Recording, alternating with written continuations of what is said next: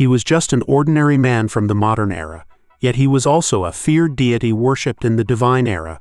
In this time when gods walked with mortals, he will survive and thrive. He is no longer a man. He is Hades, the god of the dead and king of the underworld. Hello everyone. Omni-sensei here with What If I Was Reborn as Hades, the god of the underworld. If you enjoy this content, please smash the like button. If you haven't already, please subscribe to the channel. Don't forget to check out the original story linked in the description. I hope you enjoy listening to it. He jerked himself awake, breathing heavily as a soul-splitting headache assaulted him. He grasped his head tightly, almost screaming from the pain he is currently feeling. And then, it hit him. Memories. Knowledge. Experience. The identity and life that wasn't his flooded his mind as if he were the one who lived through it.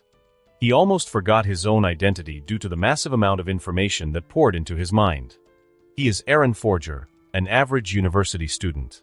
Yet he is also Hades, the eldest son of the Titan Cronus and Rhea, the king of Underworld, the lord of spirit, and the god of the dead. Two lives. One from the modern era, and the other from a myth almost no one believed to be real. Yet he is here, in this body, in this period. As Hades. Fuck. From his memories, he and his siblings are currently hiding in Mount Dict after they successfully escaped from Cronus with the help of Zeus. He doesn't know how much time they have left, but it probably won't be too long before Cronus finds this place and starts the war. His siblings, specifically Zeus and Poseidon, were gathering allies. His sisters, Hera, Hestia, and Demeter, have been doing all the internal affairs and logistics. He, however, remained reclusive and distant, barely communicating with his siblings and almost always on his own. But that's fine, it's better this way. At least with this, he can train silently to prepare for the worst. He can't rely on his knowledge about mythology alone. Who knows what changes have happened, and who knows if what was written on mythology is true or not. He sat up, crossed legs and started to look through the memories and knowledge he had received. At this moment, Hades wasn't as strong as in the myths.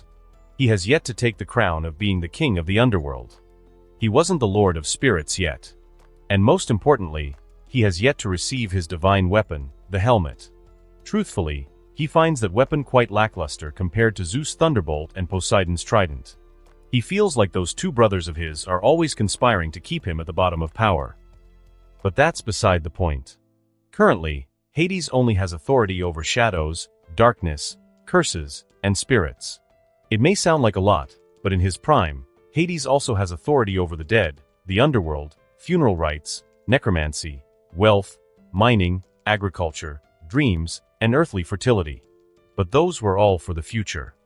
Shadow, spirits. Hades muttered, thinking of a certain aura farming character with power over shadows. Thinking of trying it, Hades used his power as the shadows writhed and deformed, turning into a figure akin to a medieval knight. However, it remained motionless. It only moved when Hades personally used his power to make it move. But if I use this... Hades opened his palm, using his dominion over spirits to pull an unknown, wandering soul from the afterlife. So this is a soul. A small blue flame flickered on his palm. With a gentle flick, the flame went inside the Shadow Knight. Moments later, blue flames burned from the eyes of the knight as it immediately stood straight.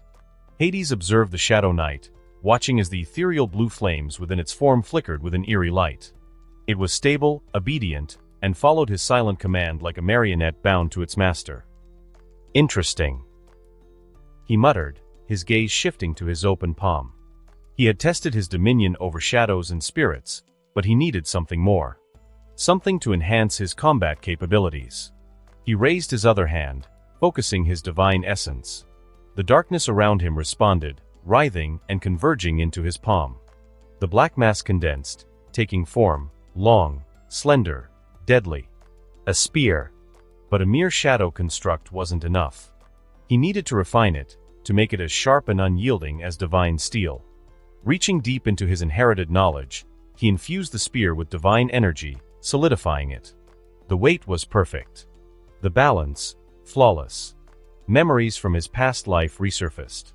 He had practiced Kali, the Filipino martial art specializing in blades, sticks, and spears. The techniques, the muscle memory, It all returned as if he had never left his past life behind. He spun the spear in his hand, feeling its flow, its potential. Then, without hesitation, he lunged forward. A swift thrust, precise. A sweeping strike, controlled.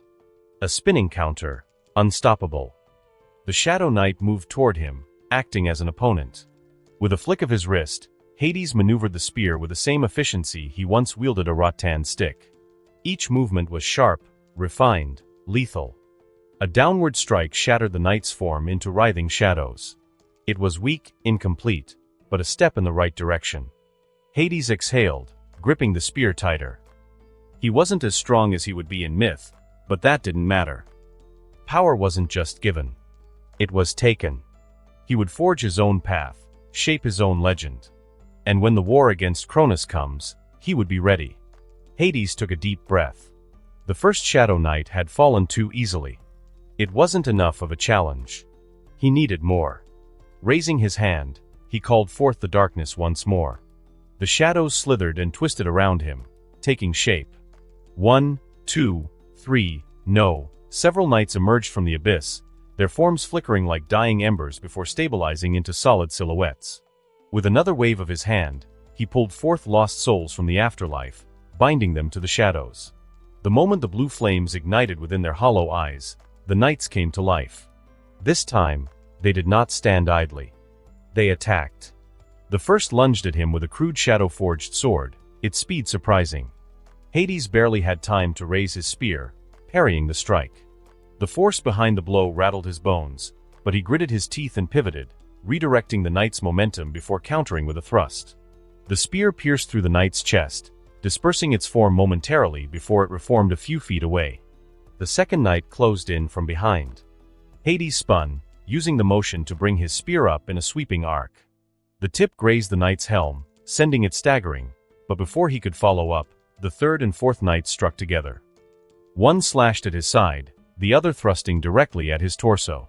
Hades reacted on instinct, twisting his body and angling his spear to deflect both attacks. But he wasn't fast enough. He felt the sting of a blade cutting into his shoulder. Not deep, but enough to make him hiss in pain. They were improving. Or perhaps, he was simply not good enough yet. Again, he growled, tightening his stance. He charged, spear thrusting forward like a viper's fang. A knight dodged, but he twisted his grip, using the shaft to bash it across the head. Another came from the side. Hades sidestepped, driving the butt of his spear into its torso before following up with a downward stab. The shadows dissipated, but they would return with his command. He moved fluidly, recalling the lessons from his past life. Kali was all about adaptability, precision, and control. He wasn't just swinging a weapon, he was directing it with intent. A knight attempted a downward slash. Hades raised his spear horizontally, catching the blade before twisting and pushing it aside. In the same motion, he spun the spear in his hands and delivered a quick jab to its exposed flank, dispersing it. 3 remained. Sweat dripped down his brow, but his movements were smoother now. He could feel the improvement, the slight increase in efficiency. The remaining knights advanced cautiously. He smirked. He lowered his stance, spear poised like a coiled serpent. Come. With that, they attacked. 6 months later. Island of Crete, Mount Dicte. The Olympian siblings are resting under the shade of a tree grown by Demeter, discussing their plans and any events that happened recently. Prometheus has already sworn an oath that he would aid us in the war. That is one less Titan to worry about. Said Zeus, a mighty being who stood at 7 feet in height, with a bulging muscular body that would put bodybuilders to shame. He has shoulder-length blonde hair, with sky-blue eyes and a chiseled face. Unfortunately, Oceanus has decided to remain neutral in this war. Said Poseidon, similar to Zeus, he's a mighty figure that stood at 7 feet in height, with a more defined and muscular body than Zeus. He has a short, messy blue hair and striking emerald green eyes. Most female titans also chose to remain neutral. Said Hera, a regal woman whose divine beauty could eclipse the sun and moon. She has a long silver hair tied by golden wreath, with deep emotionless and calculative golden eyes. Demeter. Demeter didn't join in on the conversation. She was merely sitting on the corner, gently caressing a flower she had planted. Demeter is a very beautiful and mature woman with long wavy golden honey-colored hair and orange eyes. She is also very well endowed, with her Greek chiton emphasizing her great figure. Hades haven't come out of his dwelling for 6 months, I'm getting worried," said Hestia, staring at the cave that Hades used as a residence. Hestia is a beautiful young girl with long black hair and deep blue eyes. She's quite short and petite, but is very well endowed, her figure not losing to Demeter at all. Zeus snorted, "Leave him be. As long as he doesn't drag us down." He was annoyed with this brother of his who keeps to himself and does his own thing without even asking for his opinion. In Zeus' mind, as the one who saved them, shouldn't they consider him as their leader? Hades acting on his own just violates his sense of authority and leadership. He's a coward. All he does is hide in his cave. Poseidon growled in anger, clenching his fist. "I'm sure he has his reasons," Hestia smiled, trying to calm her brothers. Hera's cold eyes stared at Hades' cave. Her face looked thoughtful for a moment before she stood up, gaining the attention of her siblings. "I'll go see him," she declared, startling her siblings. "We need all the help we can get if we want to win the war against the Titans." Zeus stood up, trying to stop her. "You don't have to bother with him. We don't need that coward's help. I alone am enough." Hera gazed at him coldly. "Move. Arrogance won't help us win. If you alone is enough, then there would be no point in finding help." Zeus has no response. In the end, he can only step aside and let Hera walk towards Hades' cave. Poseidon clicked his tongue, feeling distaste at possibly meeting that cowardly brother of his. The siblings watched as Hera neared the cave and stood at the entrance. Taking a deep breath, she stepped into the cave, her golden eyes narrowing as the light from outside faded into darkness. Immediately, a chill ran down her spine. The deeper she walked, the colder it became.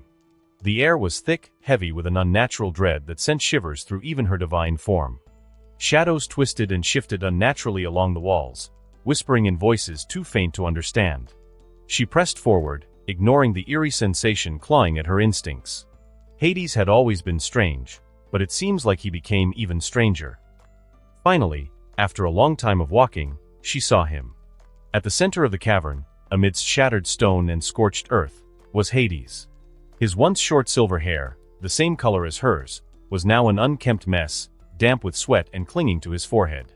His chiton was tattered, revealing a body hardened by relentless training, scarred, bruised, yet unmistakably stronger than before. He was panting, one knee on the ground, his left arm limp at his side. In his right hand, he clutched a black spear, its tip embedded in the cavern floor, barely keeping him upright. The ground around him was carved with deep gashes, and traces of lingering dark energy flickered like dying embers.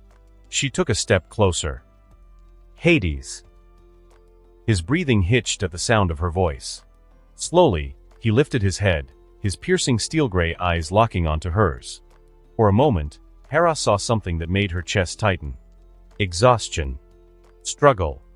But beneath it all, power. Raw, untamed power simmering just beneath the surface, restrained only by sheer will. She had seen the might of Zeus and the force of Poseidon, but none of them can compare to this dreadful power radiating from Hades. Like an ant about to be crushed by a tsunami. That's what it feels to be stared at by Hades.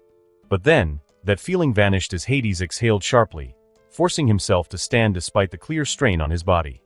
He leaned against his spear, his grip tightening. "Hera." His voice was hoarse, rough as if he hadn't spoken in days. "What do you want?" Hera took in his state, the wreckage around him, and the oppressive aura lingering in the air.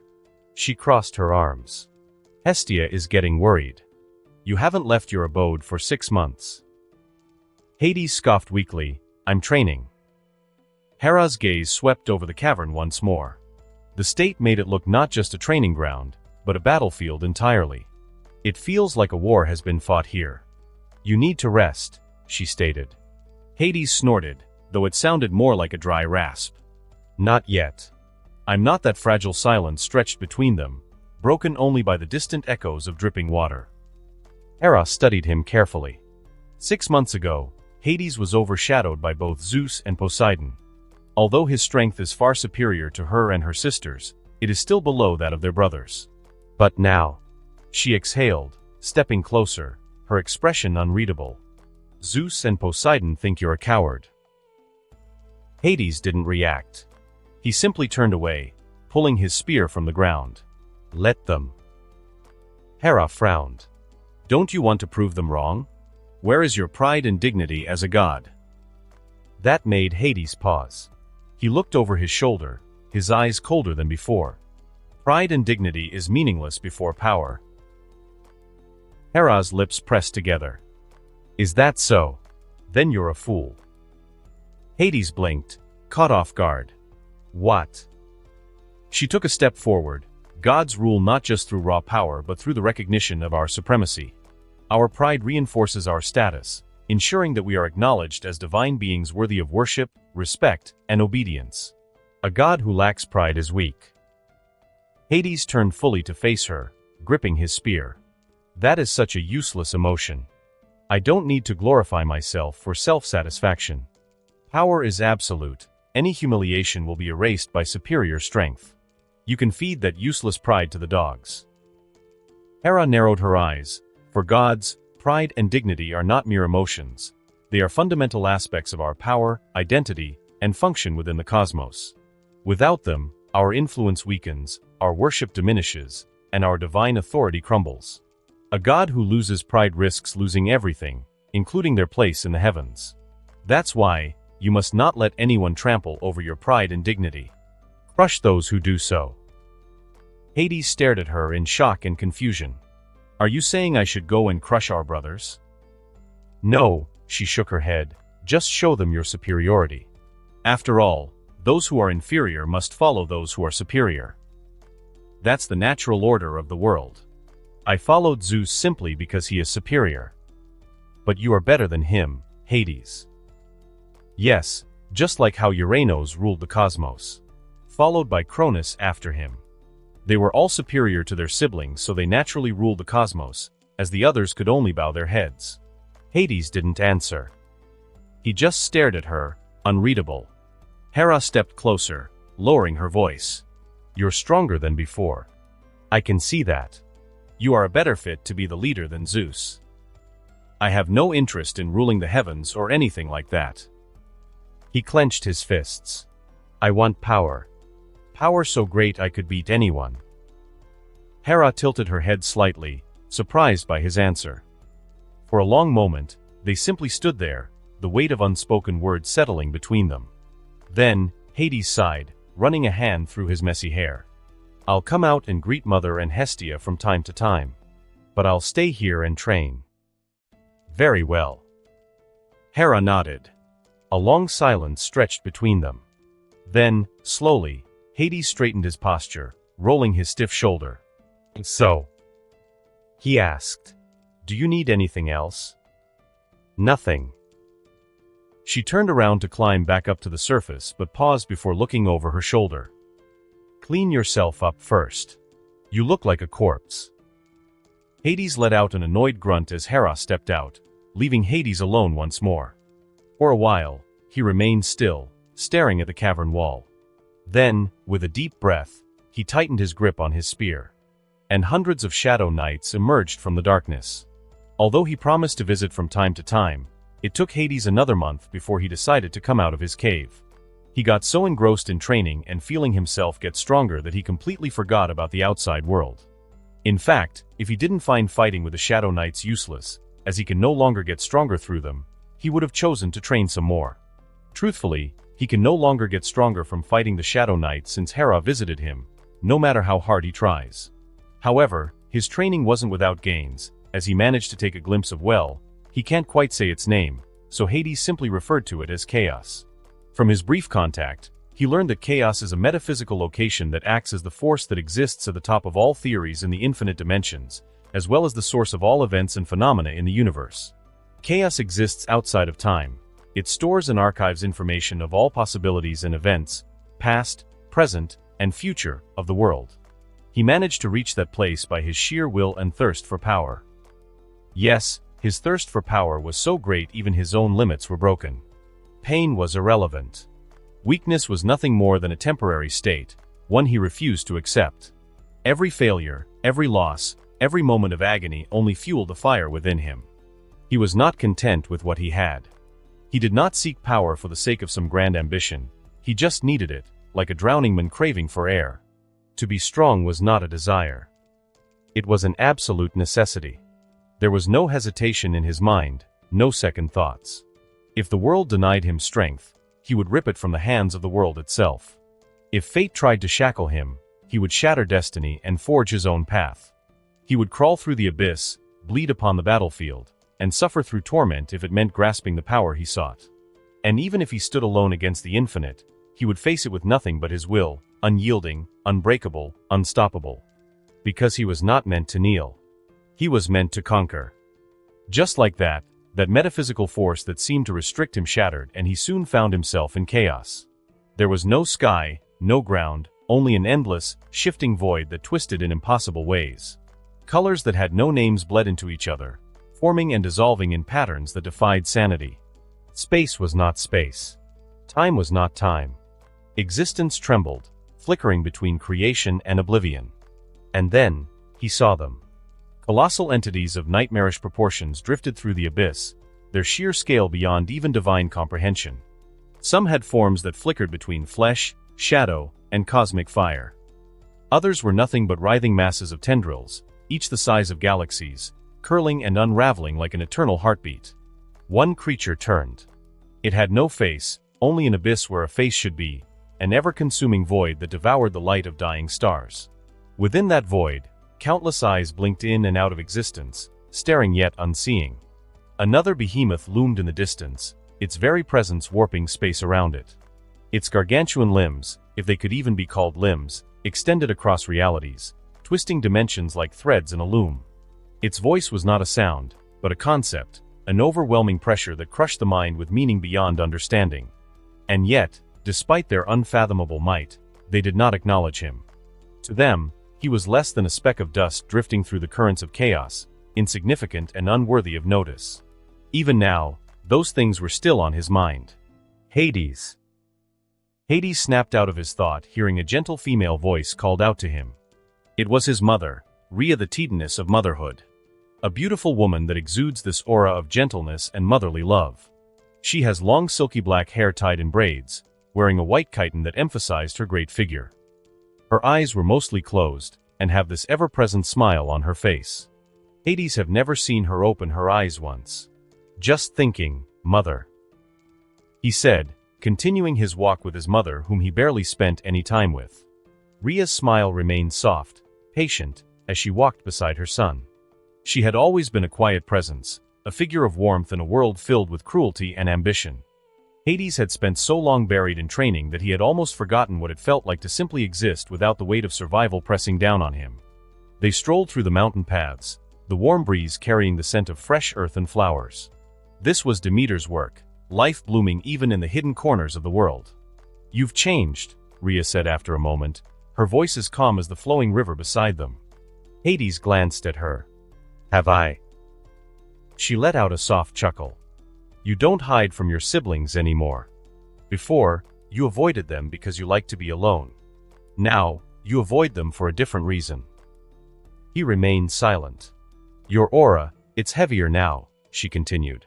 "More refined. More dangerous." Hades exhaled, looking toward the horizon. "That's a good thing, isn't it?"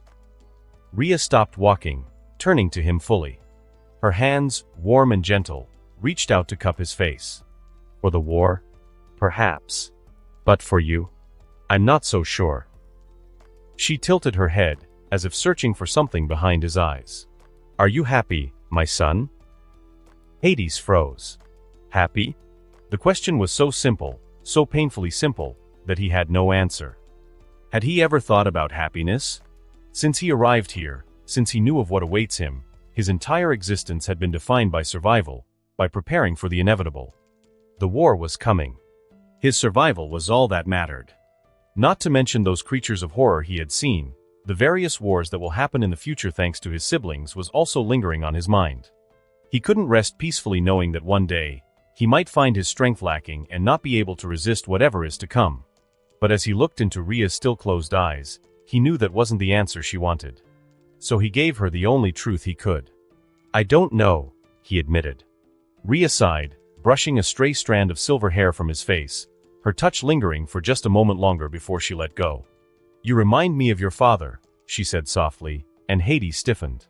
He despised that comparison. "He was powerful," Rhea continued, as if sensing his tension. "But he was always looking over his shoulder, always preparing for an enemy, always afraid of losing what he had. He ruled everything but found no joy in any of it." Hades clenched his fists. "I'm not him." Rhea smiled again, but this time there was something sad in it. "Yes. Yes, you aren't," she whispered. "And I hope you don't end up like him." They continued their walk in silence for a while, the rustling leaves and distant chirping of birds filling the space between them. The sun was beginning to set, casting golden hues across the mountains of Crete. Hades stole a glance at his mother. Despite everything, despite being the wife of a tyrant, despite being forced to give up her children to save them, despite knowing that war was on the horizon, she still carried that same gentle smile. "How? You don't resent him?" he finally asked. Rhea didn't answer immediately. Instead, she stopped by a small stream, kneeling to let the cool water run over her fingers. "Your father." Hades nodded. "After everything he's done. To you. To us." Rhea exhaled softly, her expression unreadable. "Resentment is a chain, Hades. A heavy one." Hades frowned. "So you forgive him?" His voice came out sharper than he intended. Rhea shook her head. "No. But I refuse to let him define me. Or my happiness." She gazed at the flowing water, as if watching memories ripple beneath its surface. Holding on to anger, to pain, it makes you strong in the moment. But if you let it root too deep, it will consume you. Hades scoffed. "Strength is what we need right now." Rhea finally turned her head toward him, her eyes still closed but her presence felt. "And after the war?" she asked. "When you have all the power you seek, when you've conquered your enemies, what then?" Hades opened his mouth, then shut it. He had no answer. "I saw you as a child, you know," Rhea continued, standing up. "Before he took you away. Before he swallowed you and your siblings." Hades remained silent. "You were quiet. Observant. But you weren't cold." She turned to face him fully, tilting her head slightly. "What happened to that boy?" He inhaled sharply.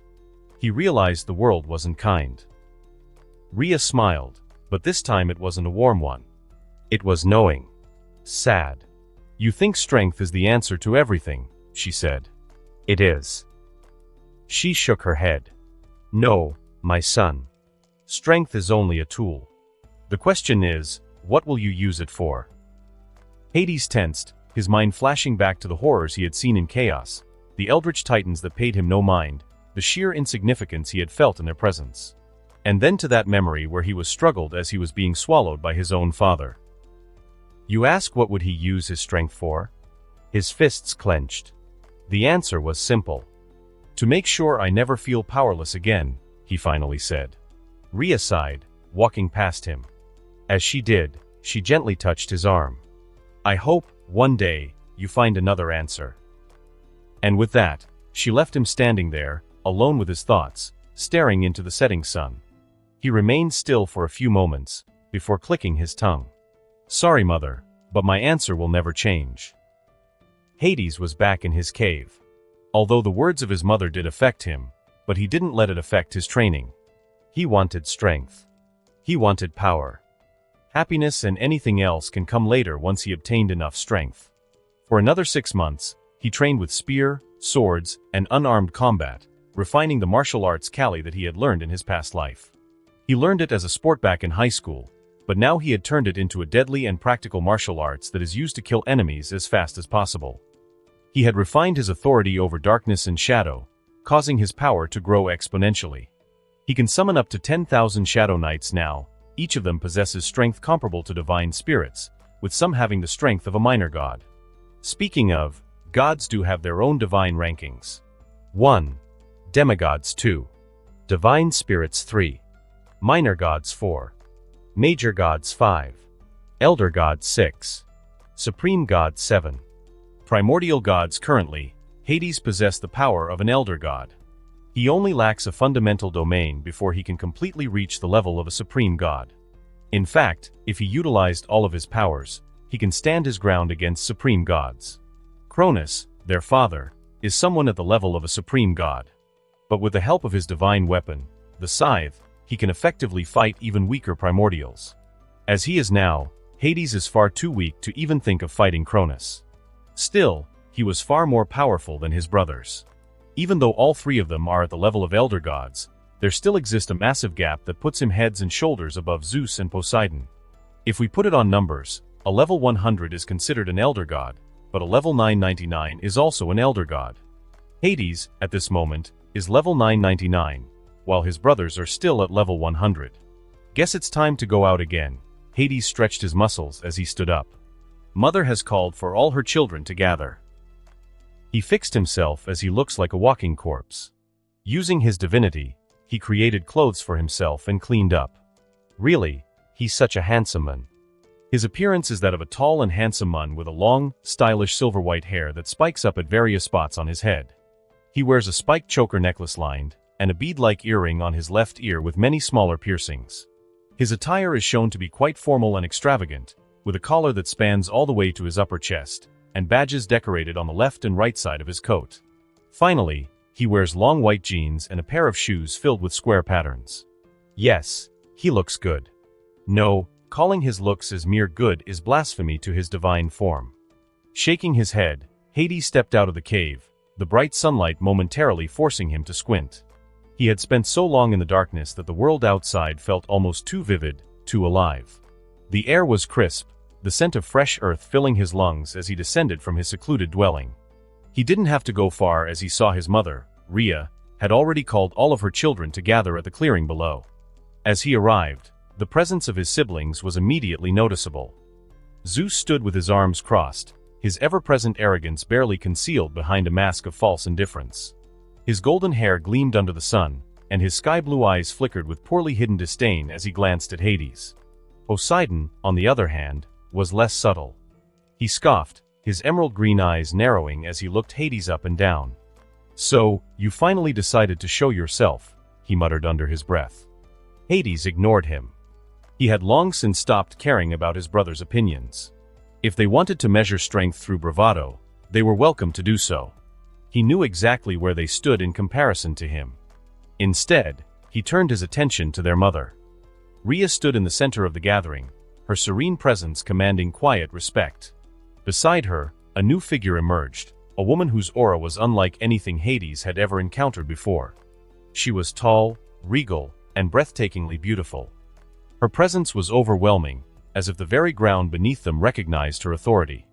Her long, flowing black and green hair seemed to shift like waves of fertile land, and her deep purple eyes held an unfathomable wisdom. The very air around her felt older, heavier, filled with the weight of eternity. Rhea turned to her children, her expression gentle but firm. "I have called you all here because our war against Cronus is fast approaching. The Titans are strong, but we do not stand alone."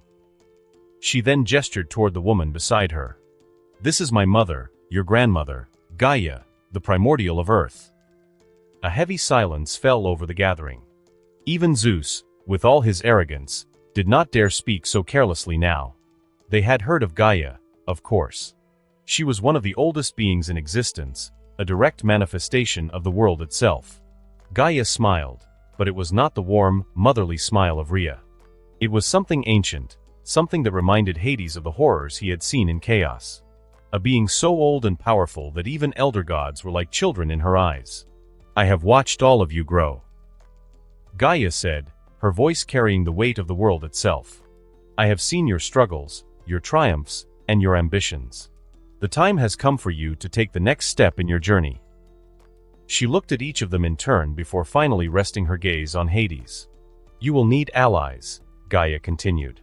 "And the greatest allies you can gain are those your father cast into the depths of Tartarus." Zeus furrowed his brows. "The Cyclopes and the Hecatonchires." Gaia nodded. "Yes. Your father, Cronus, feared their power and imprisoned them in the darkest depths of Tartarus. But if you free them, They will fight alongside you in the war to come." Poseidon scoffed. "Easier said than done. If it were so simple, we would have done it already." Gaia's expression remained unmoved. "That is why I have chosen the most suitable among you for this task." She turned fully to face Hades. "You." Silence. Zeus frowned. "Him." Poseidon openly scowled. "You can't be serious." "I can do it better," Zeus declared. "I'm far more suited." Poseidon retorted. Hades, on the other hand, remained still, his gaze unreadable. He was neither surprised nor particularly pleased. He was simply waiting for Gaia to explain. "I have been watching you, Hades," Gaia said, stepping closer. "You seek strength because you understand its necessity, not due to some pride nor desire to rule." Zeus narrowed his eyes, taking a few short glances at Hades. "And what does that have to do with anything?" Gaia ignored him, continuing to speak to Hades. "Tartarus is not just a prison, it is alive, filled with horrors beyond mortal and even divine comprehension. A mere show of brute strength will not be enough to navigate its depths. It requires someone who understands the nature of darkness, of shadows, of the unknown." Her lips curled slightly. "And you, Hades, have already touched something far greater than many other gods cannot even understand." Hades' eye twitched slightly. She knew. She knew about chaos. Of course she does. Primordials are beings born from chaos itself. Gaia tilted her head, as if peering into his very soul. "You have seen them, haven't you?" Hades exhaled slowly. "Yes." The atmosphere became heavier, as if the world itself acknowledged his words. Zeus and Poseidon glanced at each other, confused. They had no idea what their grandmother was talking about, but they could feel the shift in presence. Gaia's smile deepened. "Then you are the only one suited for this task." Hades crossed his arms. "And what do I gain from this?" Gaia chuckled. "Clever." She stepped forward, lowering her voice so that only he could hear. "If you succeed, I will grant you a great domain." Hades' eyes widened slightly. A great domain. The one thing separating him from the level of a supreme god. The final step before he could truly claim his place as one of the strongest beings in existence. For the first time in a long time, a slow smirk spread across Hades' lips. "Tartarus, huh?" he murmured. He looked up, locking eyes with Gaia. "Fine." And just like that, his path was set. Tartarus. The pit of despair. The deepest part of the realm of the dead is known as the Underworld. It is not merely a prison, it is a living nightmare, a place where reality twists into an unrecognizable hellscape, where time does not flow, and suffering is not just inflicted but engraved into the very essence of existence.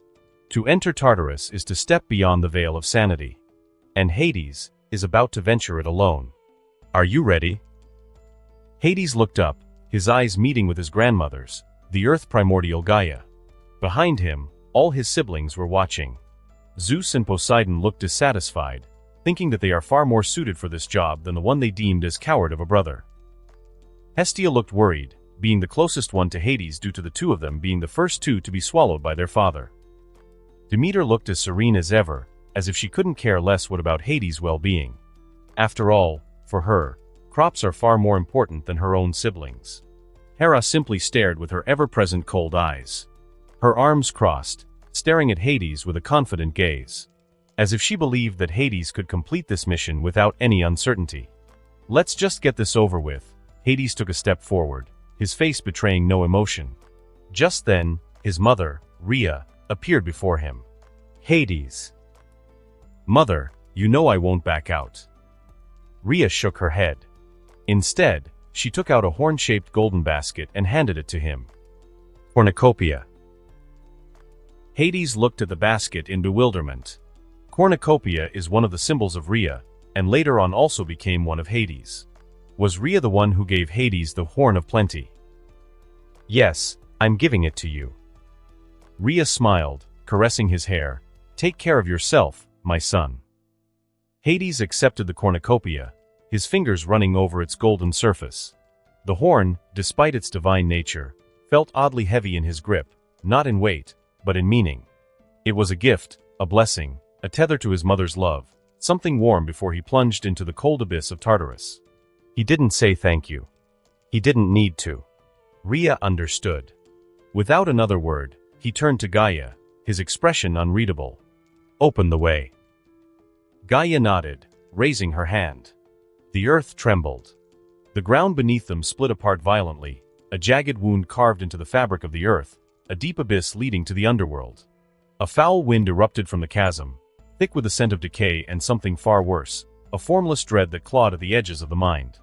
Hades stepped forward, standing at the edge. A normal god would hesitate. Even his arrogant brothers, who scoffed at him moments before, now wore expressions of unease. Zeus, arms crossed, scowled. Are you sure you can handle this, brother? Poseidon snorted, but there was no malice in his voice. Try not to die. I'd hate to be stuck with just him. He gestured toward Zeus, earning an annoyed glare. Hades ignored them both. He looked to Hestia, the only one of his siblings who truly cared.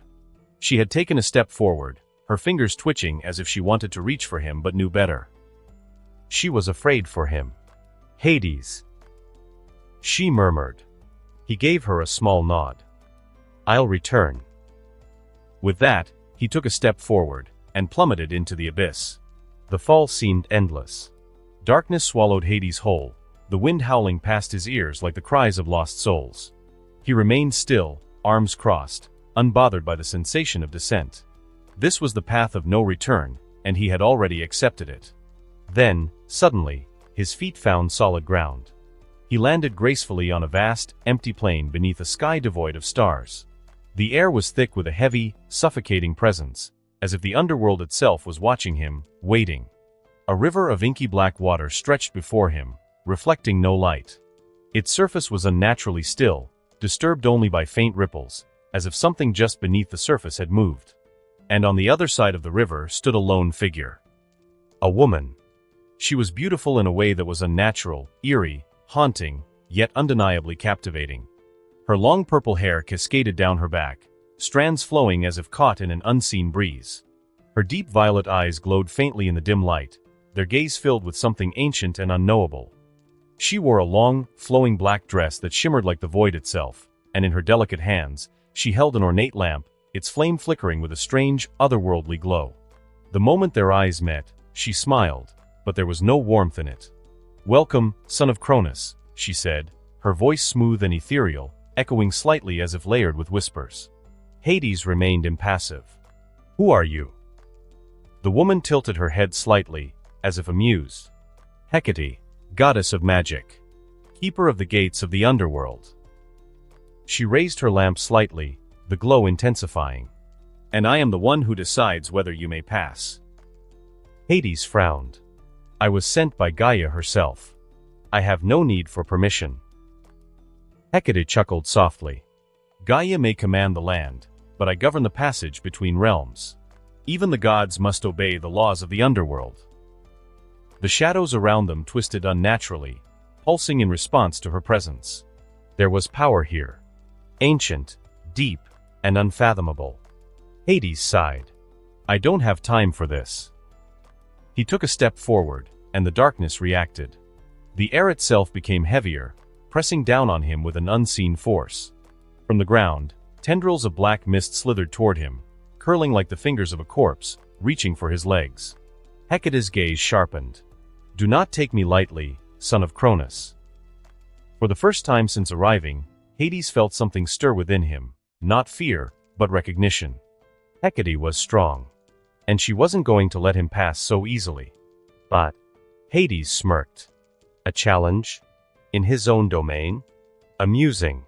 The oppressive weight of the underworld's darkness pressed upon him, seeking to bind, to judge, to deny his passage. But he was not just a guest in this realm, he was its future ruler.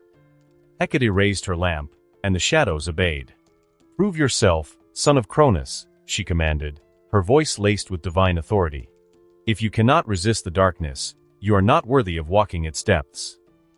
The shadows surged forward, writhing like a mass of living tendrils, lunging to swallow him whole. Yet, they never touched him. Instead, they stopped. The moment the darkness neared Hades, it trembled, hesitated. Then, as if they are in the presence of its true master, it knelt. The tendrils of shadow, which moments ago threatened to consume him, slithered back, retreating to the ground like soldiers bowing before their king. Hades took another step forward, and the very air of the underworld seemed to shift. The darkness did not resist him, it welcomed him. Hecate's eyes widened. She had expected resistance, a struggle, perhaps even a brief test of dominance. But what she saw was something far greater, absolute submission. This was no mere god wandering the underworld. This was its master. Hades stopped just a breath away from her, his smirk never fading. "The darkness knows me," he said, his voice calm, yet carrying the weight of inevitability. "Because it is mine to command." For a long moment, Hecate remained silent. Then, slowly, a smile formed on her lips. Not one of amusement. Not one of arrogance. But one of recognition. She lowered her lamp, her violet eyes gleaming with newfound respect. "At long last," she murmured, bowing her head slightly, "a king to rule this realm has appeared." Then, gracefully, she knelt. Hades watched her for a moment before turning his gaze toward the path beyond. Tartarus awaited. The domain he was promised is just within arm's reach. The Tartarus? Hecate raised an eyebrow as Hades told her his mission for diving into the depths of the earth and venturing in the underworld. Currently, the two were walking on a completely dark path, with Hecate's lamp barely lighting up the way. "Yes. We were about to go to war with Cronus, and Gaia asked me to free the Cyclops and the Centimanes to help us." Hecate hummed, "Indeed, their strength isn't any inferior to the Titans. Not to mention they can forge you your own divine weapons." Divine weapons, as the name implies, is a weapon of divine nature. It allows one to access powers beyond their own, and amplify their domain and authority. A god with divine weapon can even be said to be invincible. Cronus was able to defeat Uranus due to his divine weapon, the scythe. If it weren't for that, then not even with Gaia's help would Cronus be able to even kill his father. "How do I get there?" asked Hades. Hecate smiled. "I will take you. I told you, didn't I? I am the keeper of realms, so naturally I hold the keys to Tartarus as well." How convenient. No wonder she is considered as Hades' trusted advisor who assists him in his duties as the ruler of the dead and the one assigned to guard the boundaries of Underworld with her magical abilities. However, Hecate paused, turning towards him, "I must warn you, Tartarus is a realm beyond comprehension. If you stay too long, you might go insane and lose yourself." Hades nodded. But he didn't really took it seriously. Although Tartarus is dangerous, can it be more dangerous than those eldritch horrors he had seen in Chaos? Also, she continued, there is creature known as Camp who guards the prison cell of the Cyclops and the 100 Ones. You must be careful. Camp. If Hades remembered it correctly, it is half-woman half-dragon creature that not even Zeus can beat alone. He had to free the Cyclops and the Centimanes and asked for their help before they managed to kill the Her. But right now, Hades is stronger than Zeus. He'd better bang himself on the wall if he needed help to beat a single opponent that isn't even a primordial nor a supreme god. Don't worry. If there is one thing I value more than power, it's my life. Hades replied, chuckling in amusement. Hecate did not seem to find it funny. The two walked for what felt like an eternity, their steps echoing into the void. The path, though solid beneath their feet, seemed suspended in nothingness, an expanse of darkness so deep it devoured all light. Even Hecate's lamp, a beacon of divine magic, struggled to push back the consuming black. Finally, they arrived at the edge of an abyssal cliff, an expanse of empty air stretching out before them like the mouth of a great beast, ready to swallow all who dared to approach. Hecate stepped forward, raising her lamp high. The air trembled as she began to chant in a language Hades could not understand, an ancient tongue that carried weight beyond mere words. Each syllable pulsed with raw divinity, resonating through the abyss. Then, with a final burst of her power, the void itself responded. A great distortion formed in the depths of the cliff, swirling into existence like the birth of a dying star. A hole darker than the void around it, deeper than any abyss known to gods or titans alike. It is the entrance to Tartarus. Hecate turned to him, her face unusually solemn. This is your last chance to turn back. Hades met her gaze. You know I won't. She sighed, shaking her head with a small, almost amused smile. Then I won't waste my breath. Hades took a step forward, standing at the edge. He could feel the pull of the abyss, like a whisper at the back of his mind, beckoning him into its depths. He turned his head slightly. Thank you, Hecate. Then, without hesitation, he leaped into the void. Hecate observed as Hades was swallowed by the darkness. She remained still, waiting for the king she had recognized to return. In the abyss, there was no sky, no ground, and no sense of up or down. Hades couldn't tell if he was falling down or falling up. Yes, it doesn't make sense. All he knows is that he fell through an endless void, his body weightless as the air around him screamed. The deeper he went, the more the darkness thickened, not just as an absence of light but as a presence, an entity, one that slithered into the cracks of his mind, whispering things in a language older than the gods. 4 hours, days, centuries, he fell. Time was meaningless here. Then, suddenly, impact. The ground caught him in a violent embrace, shifting like a living thing, groaning beneath his weight. The landscape before him was not rock, not soil, but something twisted, something unnatural. Mountains made of ribcages rose in the distance, their hollowed bones emitting low, resonant hums like mournful wails. The rivers were not of water but black sludge, bubbling and twisting with tormented faces that surfaced only to be dragged back down by unseen hands. And then there were the walls, titanic structures of writhing, pulsating flesh, adorned with eyes that never blinked and mouths that whispered in 1,000 voices, calling his name. This was Tartarus. Hades exhaled, his breath visible in the frigid, lifeless air. This was where the primordial of sky, Uranus, locked away his fears. And he was here to free them. Without hesitation, Hades walked forward, his every step echoing through the twisted realm of Tartarus. The very ground beneath him writhed, shifting like a living organism, desperate to consume him. He could feel it, the abyss clawing at him, trying to drag him down, trying to sink into his mind. The whispers grew louder. Voices that weren't voices. Screeches that carried words older than the stars. Promises of power. Threats of ruin. He ignored them. Hallucinations slithered at the edge of his vision, figures of the past, nightmares given form, crawling, reaching. He ignored them. Tendrils of darkness, hands made of suffering, creatures beyond comprehension, all tried to seize him, claim him, devour him. He ignored them all. None of this could compare to what he had seen in chaos. His divinity burned around him, a silent declaration that he would not be touched. He was not prey. He was not lost. He was not afraid. He passed countless prisoners, twisted, tormented souls, some whispering, others screaming, many simply staring with hollow eyes. But none were the ones he sought. Then, after what felt like an eternity, he found them. The Cyclops. The Centimanes. Chained in agony, bound by divine shackles that pulsed with ancient power. Their massive forms hunched in defeat, their bodies marred by wounds that never healed. They had suffered for eons. Hades took a step closer, and then he felt it. A presence.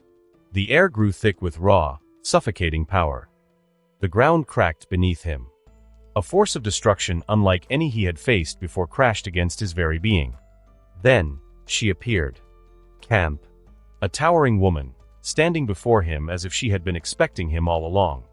Her dragon wings spread wide, casting an imposing shadow. Twin horns curved from her head, framing her face like a crown. A long, sinuous tail flicked behind her, its very motion radiating uncontained violence. Her forearms and legs, scaled up to her knees, shimmered under the eerie light of Tartarus. Her claws, sharp enough to rend through divine flesh, flexed in anticipation. She was naked, her long crimson hair cascading down her back, her form as alluring as it was terrifying. Her eyes, red as the deepest flames, locked onto his with amusement. A predator had found her prey. And she spoke, her voice a melody of destruction. A god from the overworld, she flicked her tail, causing the chaos around them to calm down. What brought you here in the pits of despair? Hades felt a chill run through his spine. No, it isn't out of fear. This is excitement. The excitement of finally finding someone to test his strength. That brief confrontation with Hecate had left him wanting more. He doesn't know why he turned into some sort of battle maniac. But he really enjoyed exchanging blows with his opponents.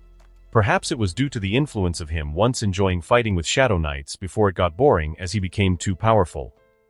But now, that oppressive feeling, that destructive power, that overwhelming strength. He had found his match. The Cyclops and Centimanes can wait. For now, he will satisfy his desire. After all, gods are selfish, aren't they? Camp. A half-female, half-dragon. A being of great power, even gods are afraid of her. In the myths, even the mighty Zeus required help to defeat her. She possesses enough strength to guard the Tartarus, which was overflowing with the worst existence in all of Greek mythology. And Hades is going to face her alone. Hades narrowed his eyes as Camp took a step forward, her presence alone making the very air crackle with energy. She was strong. Stronger than any of his siblings. And yet, he was undeterred. Without hesitation, he conjured a spear of darkness in his grasp, the weapon forming out of the abyss itself. Its jagged, obsidian-like surface pulsed with shadow, swallowing the faint light that dared to touch it. Camp smirked, revealing razor-sharp fangs. Then, she moved. Like a blur, she lunged, her claws swiping through the air with terrifying speed. Hades barely had time to react before he sidestepped, spinning his spear and thrusting it forward. A loud clang rang through the abyss as his weapon met her hardened scales. Sparks flew as her claws clashed against his spear, her raw power sending tremors through the ground beneath them. Camp roared, her tail whipping around with deadly force. Hades ducked just in time as the tail shattered the rock behind him, leaving a deep trench in the ground. She was fast, faster than he expected. But he was faster. Hades teleported, slipping into the shadows beneath Camp and reappearing behind her. His spear shot forward like lightning, aiming for the back of her skull. She twisted at the last second. A clawed hand caught the spear mid-strike. Camp grinned, her grip tightening, then with monstrous strength, she swung him like a ragdoll and hurled him through the air. Hades crashed into a crumbling mountain of ribcages, the bones shattering under the force of his impact. Dust and debris exploded outward, but he was already moving. Teleporting again, he re-emerged beside Camp, driving his spear into her exposed ribs. The weapon sank in, shadows writhing along its length, trying to consume her from within. Camp snarled, grabbing his spear with both hands. Her body trembled, then with a feral roar, she tore the weapon out and shattered it in her grasp. Before he could react, her knee slammed into his gut. The impact sent him flying again, skidding across the charred ground. Hades gritted his teeth, his hand gripping the ground to halt his movement. Camp was already charging again, eyes glowing with madness. He raised his hand. Darkness erupted from the ground like an unholy storm, twisting and expanding like a living void. Tendrils of pure shadow lashed out, binding Camp's limbs, constricting her with the force of a black hole. She roared, thrashing violently, but the darkness held strong. For a moment, Hades thought he had her. Then, the entire abyss shook. A wave of raw power exploded from Camp's form. The shadows holding her disintegrated instantly, and before Hades could react, she changed. Her body expanded, muscles twisting, bones snapping and reforming. Her humanoid form stretched, elongated, her flesh replaced with crimson scales harder than divine steel. Her wings expanded from her back, massive and powerful, sending gusts of wind strong enough to flatten mountains. Her tail extended, slamming into the ground, causing the earth to rupture beneath her. The very air burned as her transformation completed. Before Hades now stood a colossal western dragon, her dark crimson scales shimmering under the eerie glow of Tartarus. Her eyes, filled with ancient fury, locked onto him. Then, she roared. The sound alone sent shockwaves rippling across Tartarus, strong enough to shake the prison itself. Outside of Tartarus, Hecate, standing at the cliff's edge, felt the tremors. Her expression darkened. This power. Back inside, Hades stared at the massive beast before him. If Camp was strong before, now she was a calamity. But Hades only smirked. With a wave of his hand, the darkness around him twisted and swirled. From the abyss, figures emerged, knights clad in pitch-black armor, their bodies composed entirely of living shadows. A legion of spectral warriors, their blades raised, ready to fight. Hades took a step forward, his own power growing. Camp wasted no time. The instant she completed her transformation, her massive wings flared open, sending a hurricane-force gust across Tartarus. Then, she struck. Her colossal claw came down like a mountain, aiming to crush Hades into dust. But he was already moving. With a flicker, he vanished into the shadows beneath him, slipping between the threads of existence itself. Camp's claw struck the ground with such force that the land itself screamed. A shock wave rippled outward, splitting open the abyss, sending rivers of molten darkness cascading into the void. Reappearing behind her, Hades spun his spear, hurling it with divine precision. The weapon, infused with his authority, turned into a bolt of pure darkness, piercing through Camp's side. The dragon bellowed, twisting in pain. She retaliated instantly, her massive tail whipping toward him like a catapult of destruction. Hades barely had time to teleport again before it obliterated the area where he once stood, leaving only a crater in its wake. Raising his hand, he gave a silent command. His shadow knights surged forward, their blades cutting through the air like specters of death. They clashed with Camp, overwhelming her with sheer numbers. But the dragon was not so easily subdued. With a single beat of her wings, she sent the entire army flying, their bodies dispersing into the abyss. She opened her jaws, divine fire gathering at the core of her throat, a fire not of ordinary flames but of raw destruction. A blast of draconic breath erupted forth, a tidal wave of crimson annihilation. Hades teleported just in time, reappearing above her, spear in hand. With a mighty swing, he unleashed a crescent arc of darkness, slicing through the flames, parting them like a blade through silk. But Camp anticipated it. Before he could react, she twisted her body and, with an impossible burst of speed for a being her size, lunged. Her massive jaws snapped shut around him. For a moment, there was silence. Then, boom! A catastrophic explosion of dark energy erupted from Camp's mouth, sending her reeling back, her maw shattering from within. From the black explosion, Hades emerged, his body wreathed in shadows, his form flickering between reality and something else entirely. His spear had evolved, no longer merely an extension of his power, but something deeper. Hades landed, staring at the wounded Camp, who was already regenerating. This had gone on long enough.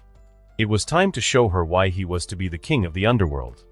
Darkness spread from his feet, but it was different this time. This was not mere shadow. This was something absolute. A concept.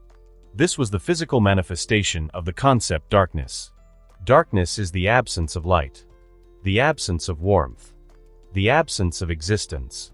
A void deeper than Tartarus itself. Yes, darkness is the absence of existence. The landscape of the prison began to unravel. The mountains of bones, the rivers of black sludge, the wailing walls of flesh, all of it was being consumed. Not in the way fire devours, nor in the way darkness obscures. This was erasure. Everything the abyss touched ceased to be, as if it had never existed in the first place. Camp realized it too late. She roared and lunged again, but her body, her wings, her claws, they did not move. She looked down. Her limbs were dissolving, no, not dissolving.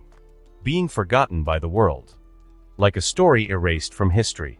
Hades raised his hand. The blackness surged forward, swallowing Camp whole. She roared one final time, thrashing, resisting, but it was futile. Within moments, she was almost gone. Not dead. Not defeated. Simply, gone. And then, Hades stopped. With a wave of his hand, the void retreated, withdrawing its claim on Camp. Her body, though weakened, was whole again. She collapsed onto the ground, gasping, her massive frame trembling. Her crimson eyes, once blazing with unrelenting fury, now flickered with something else. Recognition. Fear. Submission. Hades stepped forward, his voice calm but absolute. Submit. A shudder ran through Camp's massive form. For an eternity, she had been the guardian of Tartarus, a force of destruction feared even by the gods. She had fought, she had slaughtered, she had ruled over the prisoners of this wretched abyss. Yet, in the face of this power, this absolute authority, she understood. She could not win. Slowly, painfully, the great dragon lowered herself, bowing her massive head to the god of the underworld. Hades smirked. That's better. Then, in a motion both commanding and effortless, he leaped onto her back. Camp tensed, then relaxed, as his presence settled upon her. From the depths of Tartarus, a new legend was born. Not of a battle, but of a conquest. The future king of the Underworld now had a mount befitting his power. And the world above would tremble at the sight of him riding the dragon of Tartarus. Hades turned, his gaze now falling upon the chained prisoners he had come for. The Cyclops and the Centimanes, once shackled in torment, now stared at him in awe. Hades smirked. "Shall we?" Hecate was observing the entrance to Tartarus, her mind still occupied by that power that leaked out of the gate earlier. Although it couldn't compare to the current ruler of Underworld, the primordial of night, Nyx, but its power is still something that an average god could stand against. But Hades isn't an average god. The darkness of Underworld bowed to his will. The shadows knelt in his presence. He is the rightful king of the realm of the dead. She is confident that he can come out unscathed. And just like what she had thought, the portal to Tartarus shook, and a massive creature that dwarfed mountains flew out. A dragon. Its dark crimson scales gleamed eerily. Its massive wings shook the air as it flapped. And its destructive aura causes the surroundings to tremble. Even so, Hecate remained calm. Not only because she is confident in her own strength, but also because she had long felt Hades' presence on top of the dragon. Then, the dragon landed, the very land trembling from its weight. It lowered its head, and Hecate immediately saw Hades sitting on top of it. Moments later, Hades jumped down from the dragon's head. And almost immediately, the dragon shrunk down, its form changing into a more humanoid shape. A beautiful, but savage-looking woman with long crimson hair. A curvaceous and well-endowed body that she proudly shows off, with her being completely naked. Her wings and tail flicked fiercely, and her horns shone with metallic glint. Hecate observed her for a moment, but soon lost interest and turned her gaze back to Hades. "I believe you've succeeded, son of Cronus?" "Yeah." Hades nodded, before looking over his shoulders. "There." A massive hand extended from the cliff where the portal to Tartarus is. Soon, its whole body was seen, a massive figure with one eye crawled out of the abyss. A Cyclops. It was soon followed by two other Cyclops who also crawled out from the depths of Underworld.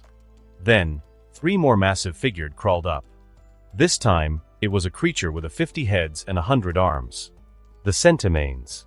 All of them were children of Uranus whom he had thrown in the Tartarus because he feared them. "Congratulations."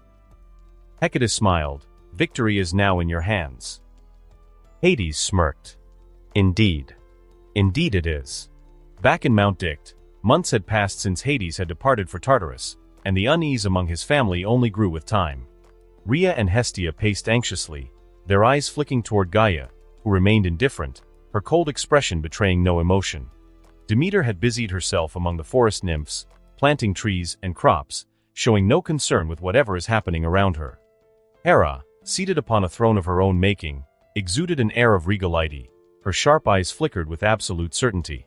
Hades will return. Meanwhile, Poseidon and Zeus were nowhere to be seen, having chosen to spend their time indulging in the pleasures of the nymphs, seemingly unconcerned with their missing brother. Then, without warning, Gaia's expression shifted. Rhea, ever attuned to the moods of those around her, noticed first. After all, her mother wasn't one to have a change in expression without any reason. "Mother," she called hesitantly. "Did something happen?" Hestia, too, straightened, her noble features tightening. Her eyes looking concerned and worried. "Is it Hades?" she questioned. Gaia opened her mouth to answer, but before she could, the air itself shuddered. A deafening tearing sound echoed through the mountain, as if reality itself was being torn asunder. The space before them warped, splitting open like a gaping wound, and from it emerged colossal figures, 6 in total. The first 3 were Cyclopes, their singular eyes glowing with the light of boundless power. The next 3 were the Centimanes, their 50 heads shifting and their 100 arms twitching, radiating immense strength that sent tremors through the land with every step they took. They were led by another figure, one that exuded a presence unlike any other. Hades. He stepped forward, his dark robes billowing around him, his expression unreadable. Power radiated from his form, a tangible force that made the air thick with the weight of his authority. And behind him, walking with a predatory grace, was Camp. Though now in a humanoid form, her savage beauty remained untouched. Her crimson hair fell in waves down her back, her eyes glowed with untamed ferocity, and her wings flicked as she surveyed those before her with a smirk. Silence fell over Mount Dict. Hestia, relief washing over her features, was the first to step forward. Hades. Rhea let out a breath she hadn't realized she was holding, though her gaze flickered warily to the monstrous beings that had followed him. Hera, after composing herself, spoke with her usual regal poise. You return triumphant, brother. I take it your mission was a success. Hades simply nodded before turning his gaze toward Zeus and Poseidon, who had just arrived, drawn by the disturbance. They both stood frozen, their eyes widening as they took in the sight of the monstrous beings beside him. Gaia couldn't help but smile seeing her children that were imprisoned by Cronus. The war against Cronus is about to begin, Gaia announced, her voice carrying across the mountain. And with them by our side, the earth trembled from her power. As if her words can move the world. We will win. Mount Othrys loomed over the world like an indomitable fortress, its peaks cutting through the heavens like jagged blades. At its heart, deep within the grand hall of Titans, sat Cronus, the king of the cosmos. His throne was carved from primordial stone, its surface engraved with ancient symbols of dominion and fate. In his grip rested his legendary scythe, its silver edge gleaming ominously as it distorted the air around it, bending time itself. Just then, the heavy footsteps of another Titan echoed through the chamber as he entered, his massive frame casting long shadows against the towering columns of the hall. Atlas, the Titan god of strength and endurance. He was the one who instructed mortals in the concept of astronomy, which helped sailors in navigating the seas and farmers for measuring seasons. He knelt before Cronus, his expression grim. My king, Camp has been defeated, the Cyclops and the Centimanes have been freed from Tartarus. Cronus raised a brow. He knew of Camp's strength. After all, he was the one who ordered that dragon to guard the Cyclops and Centimanes. Who freed them? He asked. Atlas shook his head. Forgive me. Hecate has reinforced her magic that guards the realm of the dead. We can't get much information. Cronus exhaled sharply through his nose, his fingers tightening around the scythe. That damn witch. If she wasn't so strong and tricky to deal with, he would have already annihilated her for going against him. I see. And what of my children? Atlas hesitated before answering, his voice laced with frustration. We have yet to locate them. Rhea and our mother continues to hide them well. Cronus scoffed, his golden eyes narrowing. Rhea has always been sentimental. She thinks her defiance will save them. It will not. Atlas shifted slightly, his expression darkening. There is something else, my king. Prometheus, he has been acting strangely. He speaks in riddles and acts mysteriously. I suspect that he has turned against us. Cronus leaned forward, his gaze piercing. I have noticed it as well. He has always been the most cunning among us. His mind moves like the tides, unpredictable and relentless. I should have cast him into Tartarus long ago. Atlas nodded. If he has truly turned traitor, it would be wise to deal with him before he undermines us further. Cronus tapped his scythe against the stone floor, the sound reverberating through the hall like a death knell. Not yet. Let him play his games. If he really did betray me, I will not grant him the mercy of death. He leaned back on his throne before continuing. And what of Oceanus? Have you gained his support? Atlas exhaled, hesitating for a moment before answering. No, my king. Oceanus remains neutral, as he always has. He watches, waiting for the tides to shift in his favor. He is no ally of ours, but he is no threat either. Cronus clenched his jaw. Those damn siblings of his. They enjoyed his protection when he overthrew Uranus, but now, they can't even offer any help? Ungrateful swine. The lot of them. Noticing his anger, Atlas quickly added. But I have brought you another ally, my king. Hyperion has agreed to stand with us. He will bring the power of the sun against our enemies. Cronus calmed down as a slow smirk tugged at the corner of his lips. Hyperion, a welcome ally. He is proud, but he understands power. With him at our side, we gain an overwhelming force of destruction. The two titans remained silent for a moment, the weight of the war pressing upon them like the weight of the sky. Atlas shifted uneasily before speaking once more. Do you truly believe they will challenge you, my king? That your children, mere infants compared to our might, will rise against the titans? Cronus chuckled, but there was no mirth in his voice. The fates whisper of a prophecy, one that speaks of my downfall at their hands. But I am the king of the cosmos, and I will not allow my own offspring to become my undoing. Atlas nodded. Then we will crush them before they ever rise. Cronus remained silent, his mind calculating, his grip on the scythe unyielding. Leave me, he finally ordered. There is much to consider. Atlas bowed his head before turning and departing, his heavy steps fading into the distance. Alone in the grand hall, Cronus stared into the void beyond the mountain's peak. He was the king of the cosmos, the slayer of Uranus, and the ruler of all that existed. And yet, for the first time in an age, he felt something unfamiliar creep into his bones, something he had not known since his father had fallen before him. Doubt. Although he doesn't know who freed the Cyclops and the 100 Ones, Cronus was sure it was one of his children. With Cyclops on their side, they must have already gotten their hands on divine weapons. And with Gaia's influence, it is not too far-fetched that they'd have an army capable of matching his. With all this, can he really win? No. He must win. His eyes gleamed in power and anger. How dare mere infants think of overthrowing him? He stood up, power bursting out of his body. He will let them know that nothing can escape time. The addition of the Cyclops and the 100 Ones on their forces causes massive increase on their morale. The Olympians and their allies threw a party to celebrate. Although, Hades wasn't interested in participating. Instead, he appeared on the other side of the island of Crete, where he stood face to face with Gaia, who was standing on a cliff, watching the sunset. I've done my part of the deal, Hades took a step forward. It's time for you to do yours. Give me my domain. Domain. It is what Gaia had promised to give him if he managed to release the Cyclops and Centimanes from their imprisonment in Tartarus. Now, just what is domain, and is it different from authority? Yes. It is completely different from authority.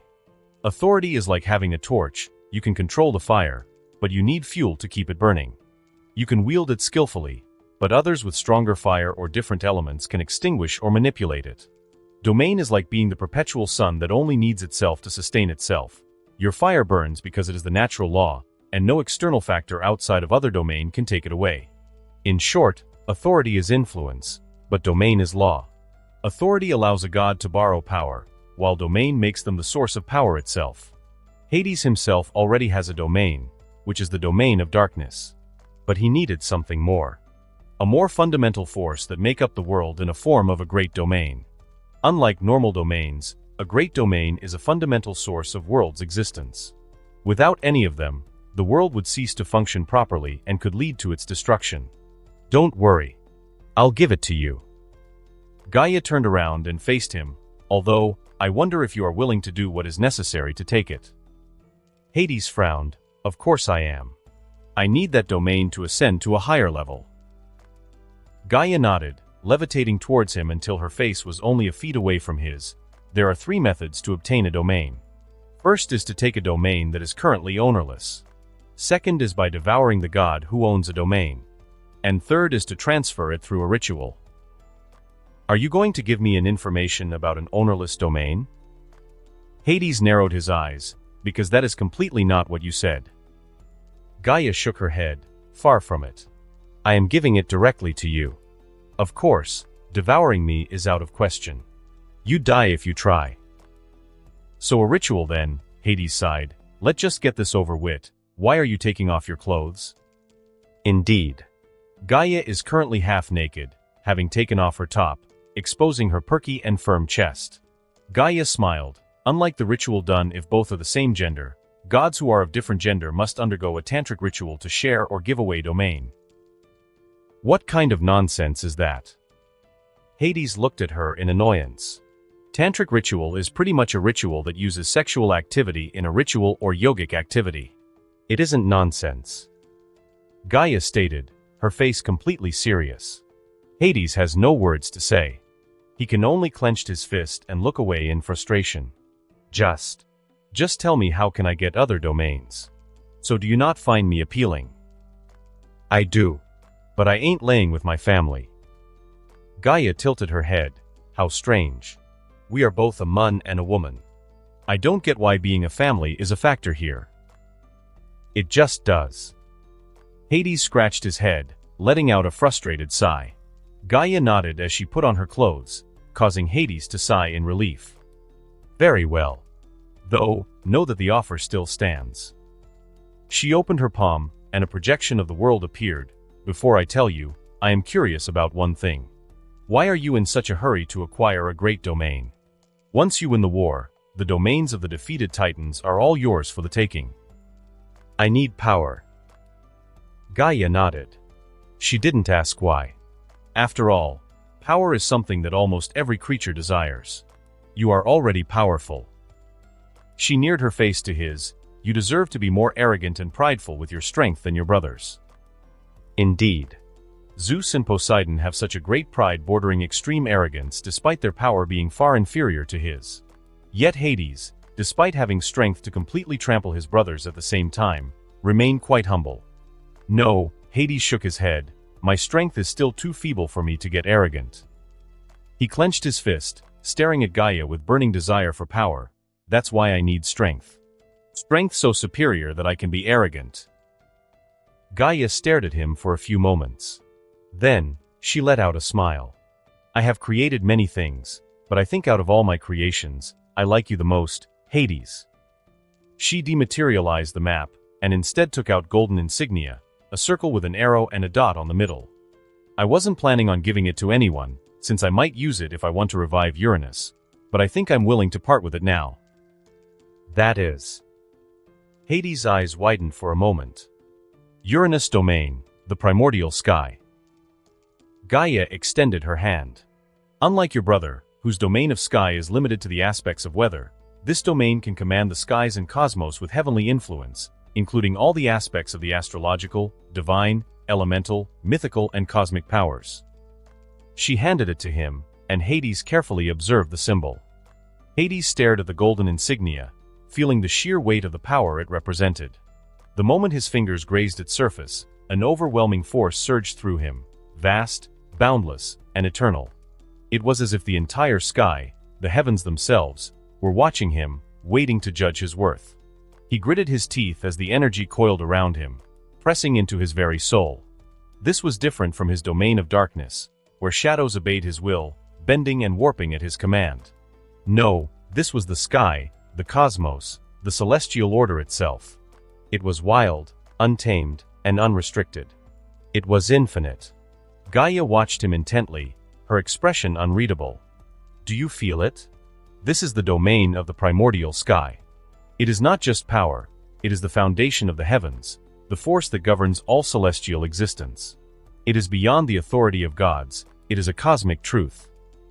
Hades clenched his fist around the insignia, feeling his body shake under the pressure of the primordial force. It's immense. That is why you cannot take it on your own, Gaia said, stepping closer. Uranus was a primordial being. His power was almost unrivaled. Even in death, his domain remains untamed. You are strong, Hades, but if you try to absorb this force recklessly, it will rip your existence apart. Hades looked up at her. Then what do you propose? Gaia lifted her hands, and in an instant, the very air around them shifted.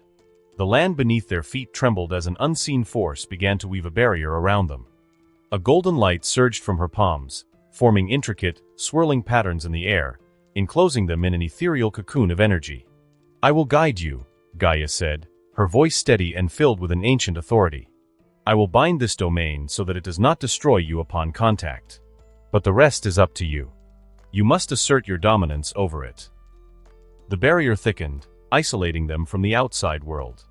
Winds howled within their enclosed space, golden streaks of lightning crackling in the air as the insignia pulsed with life. The weight of the cosmos bore down upon Hades, threatening to crush him where he stood. He exhaled slowly, steeling himself. Then let's begin. Gaia nodded, and with a flick of her hand, the insignia shattered into countless fragments of light, each piece carrying the essence of the primordial sky. The pieces swirled around Hades, embedding themselves into his body, searing into his very being. A roar of agony tore from his throat as the power flooded him. His veins ignited with celestial energy, his vision consumed by the endless expanse of the cosmos. Stars flickered in his mind's eye, constellations forming and dissolving in an eternal cycle. He felt the pull of gravity, the swirling vortex of celestial storms, the infinite stretch of the sky that had existed since the dawn of time. "Do not resist it," Gaia instructed, her voice calm amidst the chaos. "You must bend it to your will. Make it yours." Hades clenched his fists, forcing himself to stand firm against the unrelenting force. He focused, reaching deep into himself, into the core of his being where his domain of darkness resided. The void within him expanded, stretching outward, seeking to entwine itself with this new power. But the sky rejected him, repelling his presence like a foreign invader. Gaia narrowed her eyes. "You cannot treat it as you do darkness. Darkness is absence, submission, concealment. The sky is vast, unyielding, ever-expanding. You must claim it as your own, not consume it." Hades gritted his teeth. He had always been a ruler of shadows, commanding the unseen. But this was different. He had to change. He had to become something greater. Drawing a deep breath, he extended his will, not to control, but to become. He envisioned himself not as a mere god wielding power, but as the very embodiment of the sky's dominion. He let go of the instinct to suppress and instead allowed himself to rise, to ascend beyond mortal and divine constraints. And then, something clicked. The resistance faded, and the fragments of the primordial sky surged into him, not as a foreign force, but as a missing piece of his being. His body radiated with newfound divinity, his very presence shifting as if reality itself acknowledged his transformation. Gaia smiled as she sensed the change. "You have done it."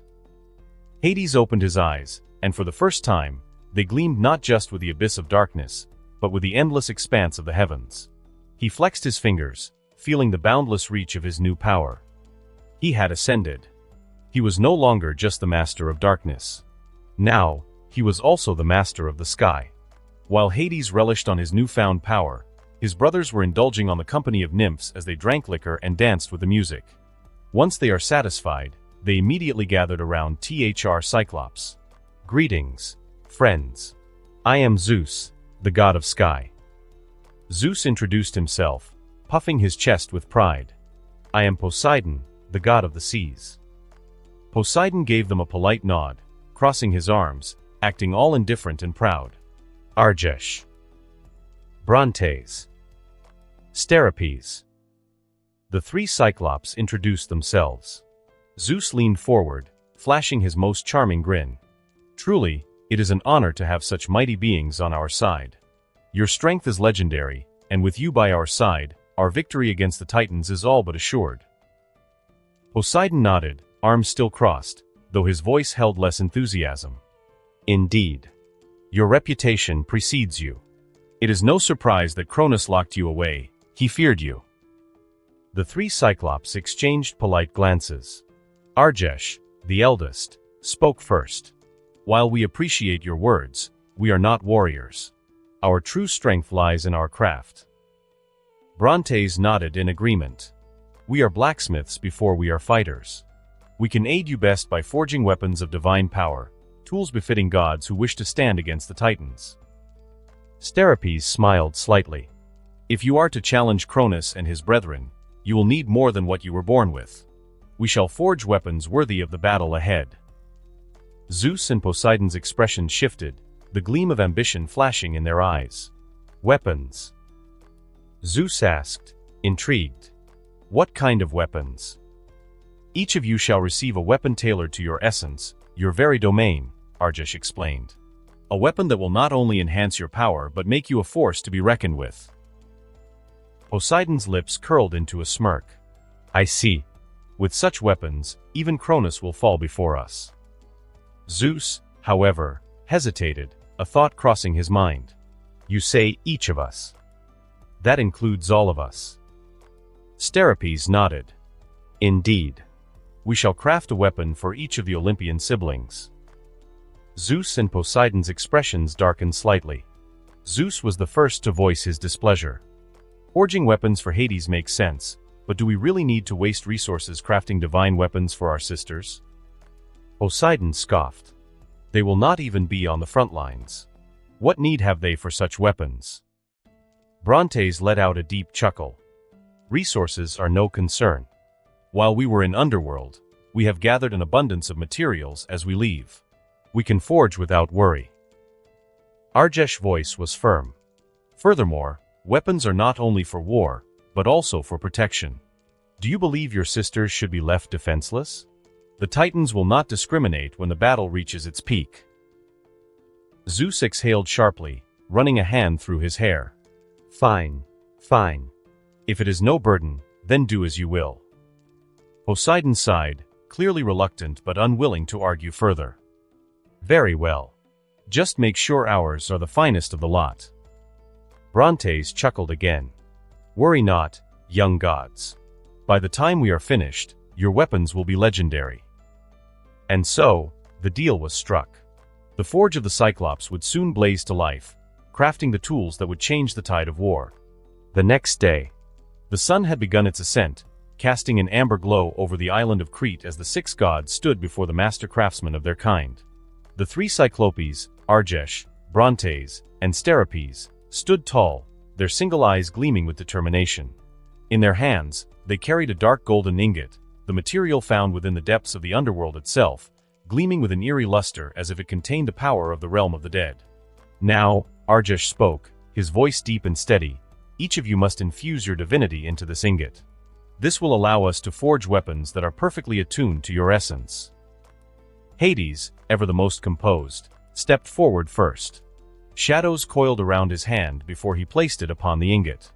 His power surged into the metal, causing its surface to darken further, flickering with an abyssal glow, as if the night itself had been melted and condensed into physical form. Poseidon followed, raising his hand as torrents of water and the salty scent of the sea enveloped the ingot. His power surged forth, mixing with Hades' darkness, creating intricate swirling patterns across its surface, reminiscent of ocean waves beneath a moonless sky. Zeus stepped up next, electricity crackling between his fingertips. As he pressed his hand against the metal, divine lightning shot into the ingot, making it spark and tremble with raw power. Thunder rumbled in the distance, as if the sky itself had acknowledged his presence. Hestia, Demeter, and Hera exchanged glances before stepping forward together. Hestia's warmth seeped into the metal, stabilizing the chaos with a gentle, enduring heat. Demeter's essence caused the ingot to pulse with an earthy, nurturing energy, symbolizing the cycle of life and death. Hera's power, regal and authoritative, shimmered over the metal, binding the conflicting forces together, ensuring that the weapons would be as magnificent as they were deadly. Brontes observed the ingot with an approving nod before lifting it with one hand. The divinities within this ingot are powerful. It will take time to forge weapons worthy of gods. How long? Zeus asked impatiently, eager to wield his destined weapon. 7 weeks, Brontes answered. To forge divinity into metal is no simple task. You must wait. Zeus and Poseidon exchanged glances, clearly dissatisfied. 7 weeks felt like an eternity amidst a war where every second counted. However, even they could not argue against the master artisans of the divine.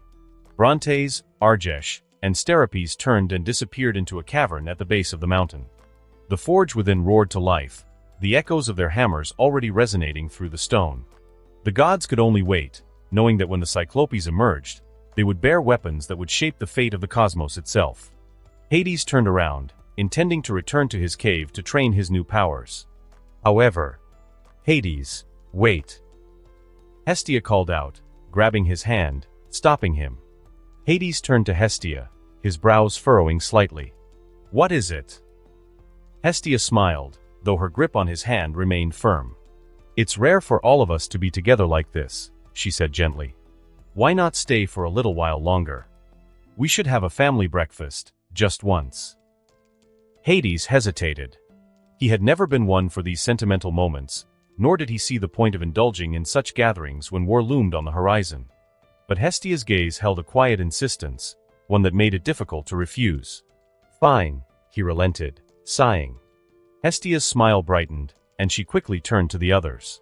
Let's prepare the meal together. Under a large tree that Demeter had planted long ago, the gods gathered. Their mother, Rhea, sat at the base of the tree, watching them with a gentle smile, her presence radiating a quiet warmth. Hestia, Hera, and Rhea took charge of preparing the food, their movements fluid and natural. Demeter supplied fresh ingredients with a mere gesture, the ground beneath them shifting as fruits and grains sprang forth at her command. As they worked, Demeter sighed dramatically, turning her gaze towards her brothers. "Honestly, you three should help as well," she said, glancing at Hades, Zeus, and Poseidon, who were leaning against the tree, doing nothing. Zeus smirked, raising his hands in mock surrender. "Come now, dear sister, would you really want me in the kitchen? A god of the sky should not be confined to such mundane tasks." Demeter rolled her eyes. "Oh yes, because lifting a loaf of bread is truly beneath you." Poseidon chuckled. "If you really need help, I can summon a wave to wash the fruits for you." Demeter shot him a look. "Don't you dare. I don't need my ingredients drenched in seawater." Hestia shook her head with an amused smile. "Just let them be. They'd only get in the way." Zeus placed a hand over his chest in mock offense. "I am deeply wounded, sister. Do you truly think so little of my culinary skills?" Poseidon, seated at the side, let out a quiet chuckle. "You don't even know how to hold a knife properly." Zeus turned to him, raising an eyebrow. "And you do?" Poseidon shrugged. "More than you, at least." Hades couldn't help but snort in amusement. "Children." Poseidon blinked, even Zeus raised an eyebrow. "What?" Hades frowned, noticing their looks. "So you can speak," Poseidon smirked. "This is the first time you actually joined in on our conversation. I was so surprised I can't even get mad with you calling us children." "Indeed." Zeus nodded. Hestia looked towards them. "That's a good thing, right? It means he's starting to warm up to us." Hades clicked his tongue, grumbling. Rhea, who had been watching quietly, finally spoke. "Hestia is right. There may come a time when we will not have the luxury of sharing a meal together." Her words cast a brief shadow over the gathering, a reminder of the war looming over them. Hera was the first to break the silence, her tone lighter but carrying an undeniable weight. "Then we should make this meal memorable." Finally, after an hour, the meal was ready. The scent of freshly baked bread and roasted fruits filled the air, the result of Demeter's harvest and Rhea's skilled hands. Hestia, standing at the center, waved her hand over the bonfire, invoking her authority over the hearth. A warm, gentle flame flickered to life, casting a soft glow over the gathering. The moment she did, an undeniable sense of home settled over them, as if, for just a brief moment, they weren't warriors preparing for war but simply a family sharing a meal. Zeus took a large bite of bread and hummed in approval. "I suppose even a god like me can admit that this is good." Poseidon smirked. "Don't get used to it. We'll be back to eating whatever we can find once the war picks up again." Demeter arched an eyebrow. "Maybe if you helped more, you'd have better meals more often." Poseidon simply grinned, unbothered. "That's what I have sisters for, isn't it?" Hera scoffed. "Unbelievable." Meanwhile, Hades remained silent for most of the meal, though he occasionally responded when spoken to. At one point, Poseidon turned to him. "Brother, how was your journey to Tartarus?" Hades hesitated before answering. "It is quite the experience. The Underworld, or rather, Tartarus, is unlike any place we've known. Those without a strong will might find themselves going insane, and that's only if you stay there for a short while." Zeus smiled lecherously. "How about that dragon girl? Where is she? Where did you find her?" Hades shot him a look. "I suggest you don't try anything funny. She'd rip your balls off like Cronus did to Uranus." Zeus grinned. "Oh, feisty. I think I like her even more." Hera narrowed her eyes at him.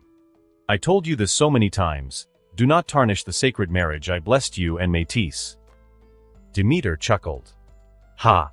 As if he can keep it in his pants." Despite the light-hearted bickering, there was an undeniable warmth in the air, something unfamiliar, yet not unwelcome. For a brief moment, there was peace.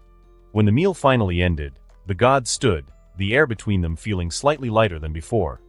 They all knew that soon, they would return to war.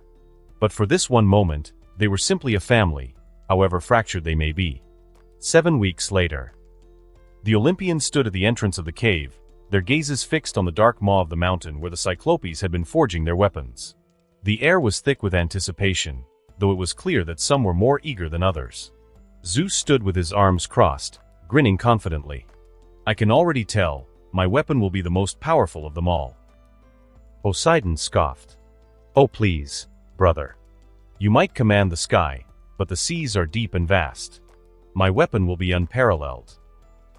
Zeus turned to him, raising an eyebrow. "We'll see about that. The sky is far more deadlier than some salty water." Poseidon smirked. "We'll see who laughs last when my weapon wash away the skies." As their argument continued, Hestia simply watched with mild curiosity, though she showed little excitement compared to her brothers. Hera, as always, remained unreadable, her stoic expression betraying no emotion. Demeter, on the other hand, hummed a soft tune, seemingly unbothered by the tension between Zeus and Poseidon. Finally, after what felt like an eternity, the heavy footsteps of the Cyclopes echoed from within the cave. Argesh, Brontes, and Steripes emerged, their massive figures illuminated by the molten glow of their forge. Each of them carried a sacred artifact in their hands, radiating divinity and power beyond comprehension. Argesh, the eldest, stepped forward. "It is done. The weapons we have forged are worthy of gods. With them, your power will reach new heights, and the Titans will tremble before you." A wave of silence fell over the Olympians as the Cyclopes began handing out the weapons, each crafted with divine precision. Brontes stepped forward, holding a delicate lotus flower made entirely of ethereal blue flames. It burned with a serene intensity, yet its warmth was not one of destruction, but of purification. "This is the azure lotus," Brontes declared. "It burns away evil, purifying all corruption in its path. It is not a weapon of destruction, but of renewal, meant for the goddess who keeps the hearth alight." Hestia cradled the lotus in her hands, feeling its gentle warmth. She gave a small, content smile. "Thank you," she said softly. Steripes approached Demeter next, presenting her with two curved sickles, one silver and the other gold. Their edges shimmered like the light of dawn and dusk. "These are the twin sickles of harvest," Steripes explained. "One sickle reaps life, cutting down even the mightiest of foes. The other grants life, nurturing all that it touches. Life and death, both are within your grasp." Demeter traced her fingers along the sickles, sensing the immense balance within them. She nodded in approval. "Perfect." Argesh then stepped toward Hera, holding up an ornate mirror framed in gold and obsidian. Its reflective surface seemed to ripple like water, distorting reality itself. "This is the mirror of dominion," Argesh said. "It is a weapon of control. With your will, it can seal whatever is reflected into an alternate dimension, beyond the reach of even the Titans." Hera took the mirror, her face as composed as ever, though a glint of satisfaction flickered in her eyes. "A fitting gift," she murmured, running her fingers along its smooth surface. Brontes then turned to Poseidon, holding out a magnificent trident. Its prongs gleamed with the deepest hues of the ocean, and its entire structure pulsed with divine energy. "This is the trident of the sea," Brontes proclaimed.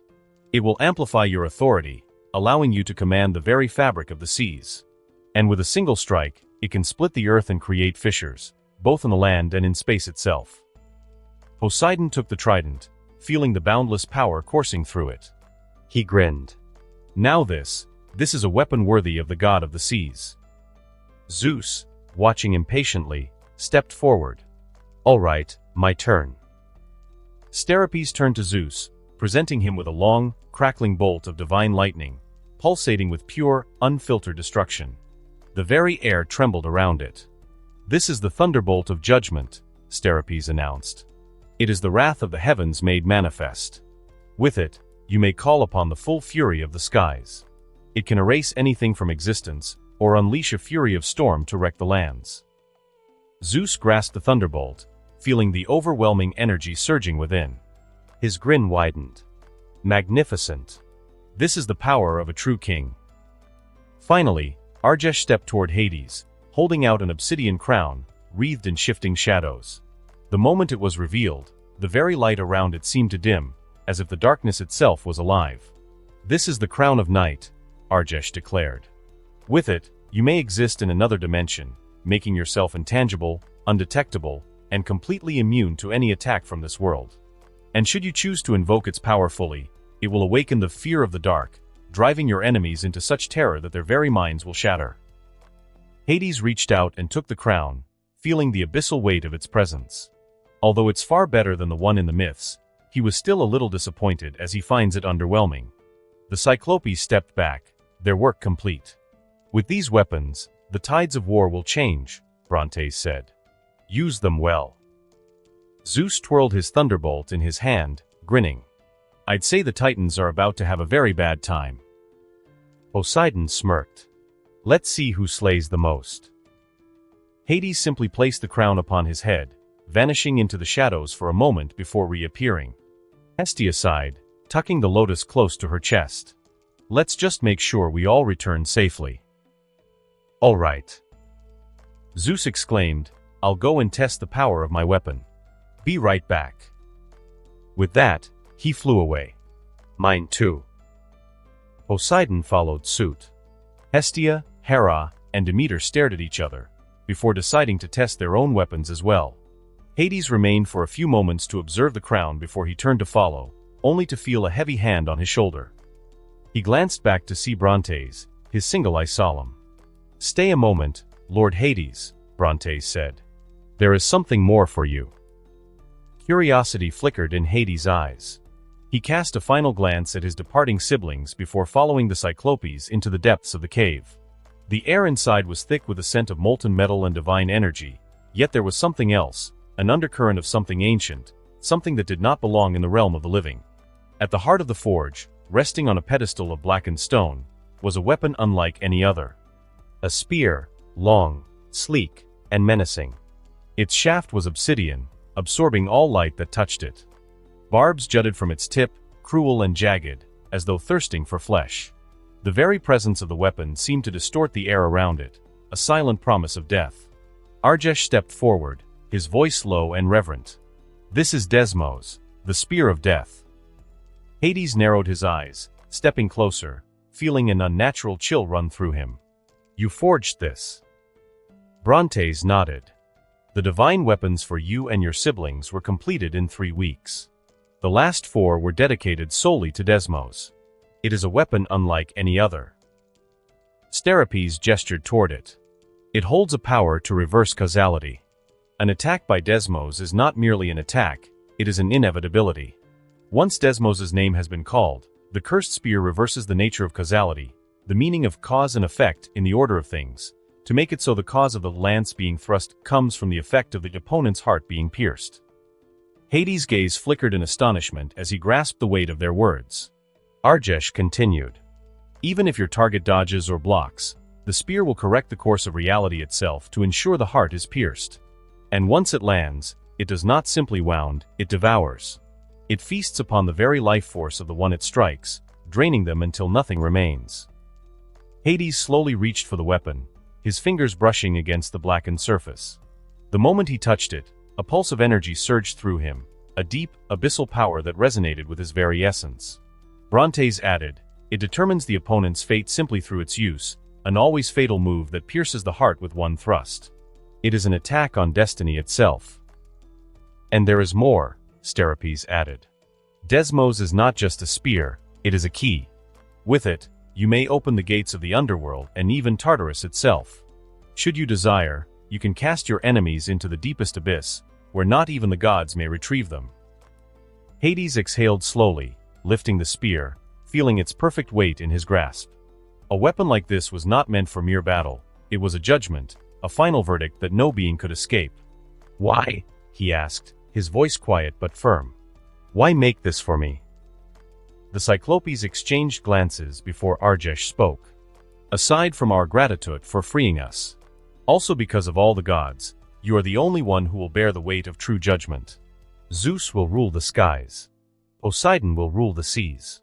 But you will rule over what lies at the end of all things. You are the last arbiter, the one who must decide the fates of the dead. We forged Desmos so that no force, not mortal, not divine, may ever challenge your authority over death itself. Hades gripped the spear tightly. It was not just a weapon. It was a responsibility. A power that could turn the tide of any battle, but also a burden that no other god would bear. He let out a quiet chuckle, though there was no mirth in it. Zeus and Poseidon will throw a fit if they find out about this. Brontes smirked. Unfortunately for them, Desmos is a weapon meant only for the one who truly understands its purpose. Hades smirked, twirling the spear. Thank you. He turned towards the Cyclops. This weapon will help me greatly. The Cyclops merely smiled at him. It is what you deserved. Hades nodded at them, before turning around to head towards the exit. Desmos. Finally, he got his hand on a satisfying divine weapon. With this, he is now confident on facing Cronus all by himself. Victory is all but assured. Desmos. The Spear of Death. The spear that can reverse causality, always aims the heart, can drain life force, and open the gates of Underworld and Tartarus. A divine weapon of great power. Hades did a few thrusts and swings with the spear, and the space seems to tear apart with each strike. With a twirl, the spear vanished into the shadows. That spear is seriously bad news, Master, said his mount, Camp. Hades smirked, and that just makes it even better. He stretched his arms, feeling quite sore after his morning training. Just then, he felt a presence enter his cave. Turning his head, he saw Hera descending down from the stairs he had built. His training ground is underground. Hera, Hades greeted, giving a nod. What brings you here? They are planning on attacking Cronus, said Hera. They want you to come up with a plan with them. Oh, Zeus and Poseidon. Hades raised an eyebrow. That's unlike them. I would have thought that they'd just storm through to Mount Orthes with their divine weapons. Hera let out a small smirk, before it quickly vanished. Well, Hades took his clothes that he placed on the side and wore them. Let's see what plan they came up with. He turned towards Camp. Stay here for a bit. Camp nodded, although looking a bit unwilling. Hades and Hera emerged from the cave into the open air, stepping into the sunlight that bathed the Olympian stronghold. The winds carried the scent of the mountain, and in the distance, they could hear the echoes of their siblings' voices. As they approached, they saw Zeus standing in the center, arms crossed, lightning crackling faintly around him. Poseidon leaned against his trident, a confident smirk on his face. Demeter and Hestia stood nearby, listening intently. You're late, Poseidon teased, his emerald green eyes gleaming. Too busy admiring your new toy. Hades scoffed, his expression calm. Unlike you, I actually test my weapon before running into battle. Poseidon rolled his eyes but let it go as Metis, the consort of Zeus, spoke up. We need a plan, she said. Cronus' side is powerful. Atlas, Hyperion, Iapetus, Ceus, and Crius are standing guard over Mount Orthes. Each of them commands a temple at the 4 cardinal points, with Atlas guarding the main gate of Cronus' temple. That's not including their children, Hera added. Many of the Titans' offspring will fight for Cronus. Even with the Cyclopes, the Centimanes, and Prometheus on their side, they were still heavily outnumbered. The weight of the war pressed down on them. It was then that a soft yet firm voice spoke from the side. You will not fight alone. The Olympians turned to see their mother, Rhea, standing gracefully, her presence exuding warmth and authority. Themis has pledged her aid, Rhea continued, stepping closer. She knows Cronus is doomed, and she will not oppose fate. At her words, Zeus's expression eased slightly. That's good, but still not enough. Metis stepped forward. We must outmaneuver them, not just overpower them. A silence fell over the group. Even with Themis and Prometheus, the numbers still leaned heavily in Cronus' favor. Then, Hades spoke. The gods of the underworld will aid us. Everyone turned to him. Hecate, Styx, Lethe, and others, he continued. They are not Titans, nor are they Olympians, but they are gods. They owe their allegiance to the natural order of things, not to Cronus. And they will fight. Zeus's blue eyes locked onto Hades. Are you sure? Hades gave a small, knowing smirk. They will follow me. At Hades' words, the Olympians exchanged glances. For the first time since they had gathered, the overwhelming weight of the coming battle seemed lighter. Poseidon was the first to break the silence, grinning. Now that's more like it.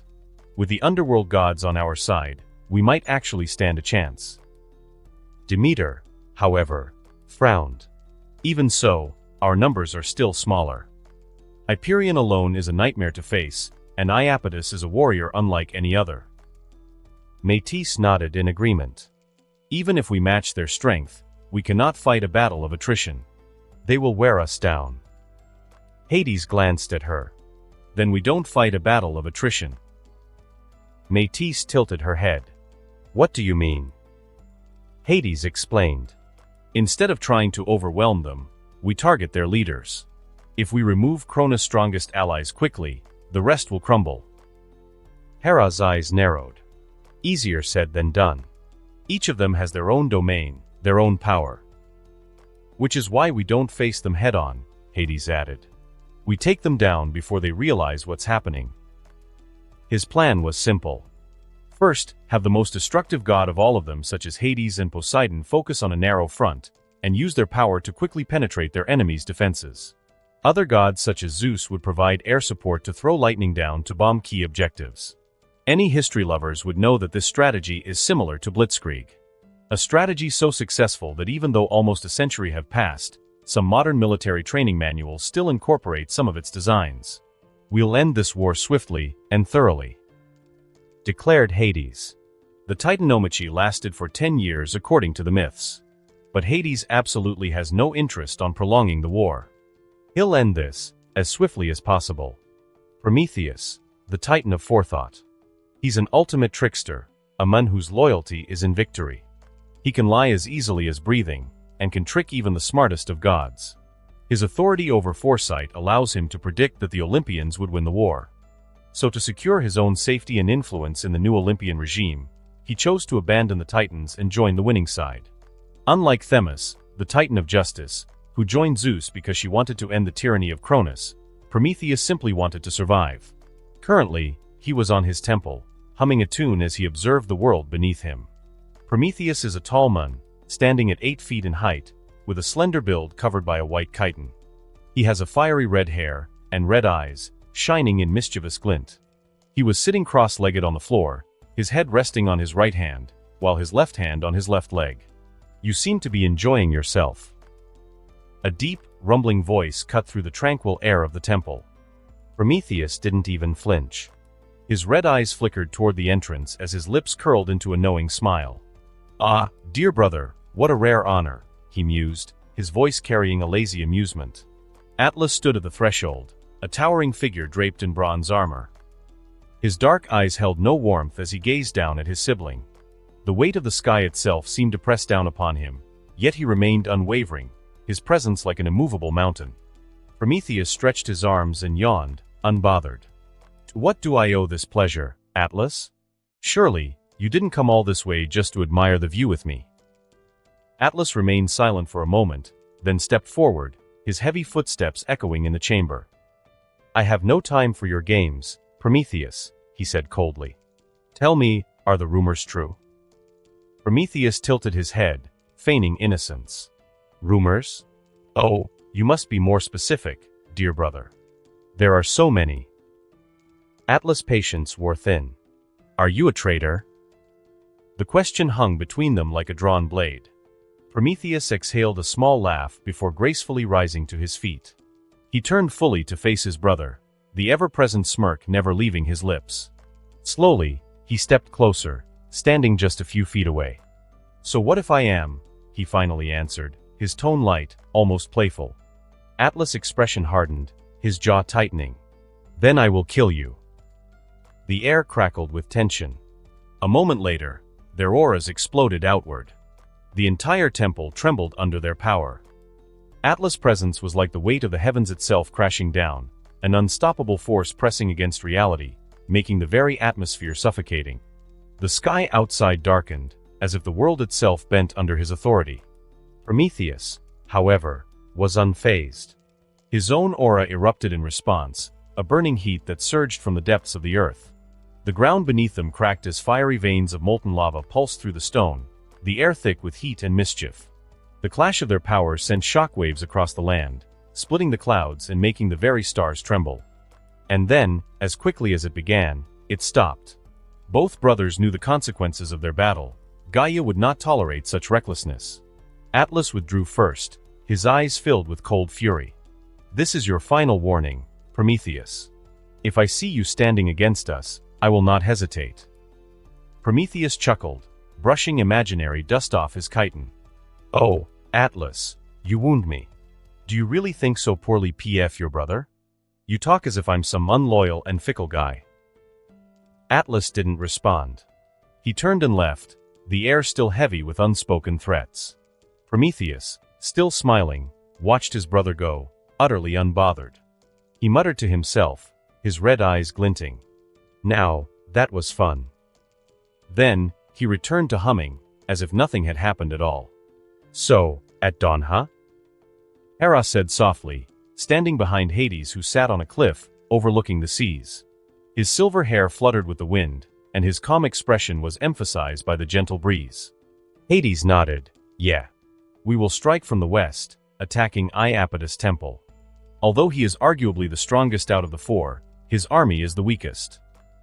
Iapetus, the Titan of mortality. A master of spear similar to Hades. Once they defeated him and his army, they will head straight to Cronus' temple and spread out in 3 directions. North, east, and south, to intercept and prevent Hyperion and the others from aiding Cronus. Currently, on the Olympian side, they had a total of 30,000 demigods and divine spirits, and a total of 20,000 lesser gods, a few hundred greater gods, and barely a dozen elder gods. Iapetus has less than 1,000 gods and divine spirits on his side, as most were afraid of him and his domain. Hera stepped closer, her golden eyes reflecting the moonlight as she gazed at Hades. Iapetus, huh? He won't go down easily. Her voice was soft, but her words carried weight. Iapetus is someone to be feared. His domain is basically to put an end to things. Like turning immortals into mortals, ending their eternal life. That's why he was feared. Gods can revive through some means, but once Iapetus killed you under his domain, you will really die with no way of revival. Hades smirked, tilting his head slightly. You almost sound concerned. She scoffed, crossing her arms. Concerned? Hardly. I said it, didn't I? I know of your strength. I am confident that you can come out of this war not just alive, but victorious. He chuckled, shaking his head. I appreciate the trust, truly. The wind carried the scent of salt from the sea below. Hera's gaze lingered on him for a moment, watching the way his silver hair danced in the breeze. You always like to sit on a cliff to observe the horizon, she mused. Is there any reason? It helps me think. His eyes, deep as the abyss, never wavered from the horizon. You're the one who always finds me, though. She smiled faintly, stepping beside him. Maybe I just like watching you brood.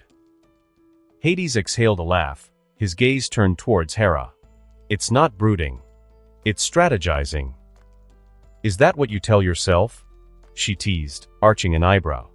He turned his head, his eyes once again overlooking the horizon. And what about you? Couldn't sleep. Hera hesitated, then admitted, maybe I just wanted to make sure our dear brother wasn't drowning in his own thoughts. Hades smirked, leaning back slightly. How considerate of you. Silence stretched between them, but it wasn't uncomfortable. The kind of silence where words weren't necessary, where the tension between them was as natural as the wind. Hera's fingers twitched at her side, and for a moment, she almost reached out. Almost. Instead, she said, promise me you won't do anything reckless tomorrow. Hades chuckled. You know I can't promise that. She sighed. At least try, then. He tilted his head. And if I don't? Hera's lips curled slightly. Then I'll have to make sure that your recklessness doesn't bring you harm. Hades grinned. Is that your domain speaking? You almost sound like a worried wife. Hera almost stumbled at those words, but she remained composed, her face betraying no emotion. Are you okay? Hades raised a brow, looking worried. Hera nodded, acting calm and collected. Yeah. No need to worry. If you say so. They stood there a moment longer, the war looming in the distance, yet, for now, it's just the two of them watching the sea and sky. The next day, dawn. Hades walked out of his cave, immediately feeling a bit overwhelmed by the sheer number of gods and divine spirits that arrived in Crete.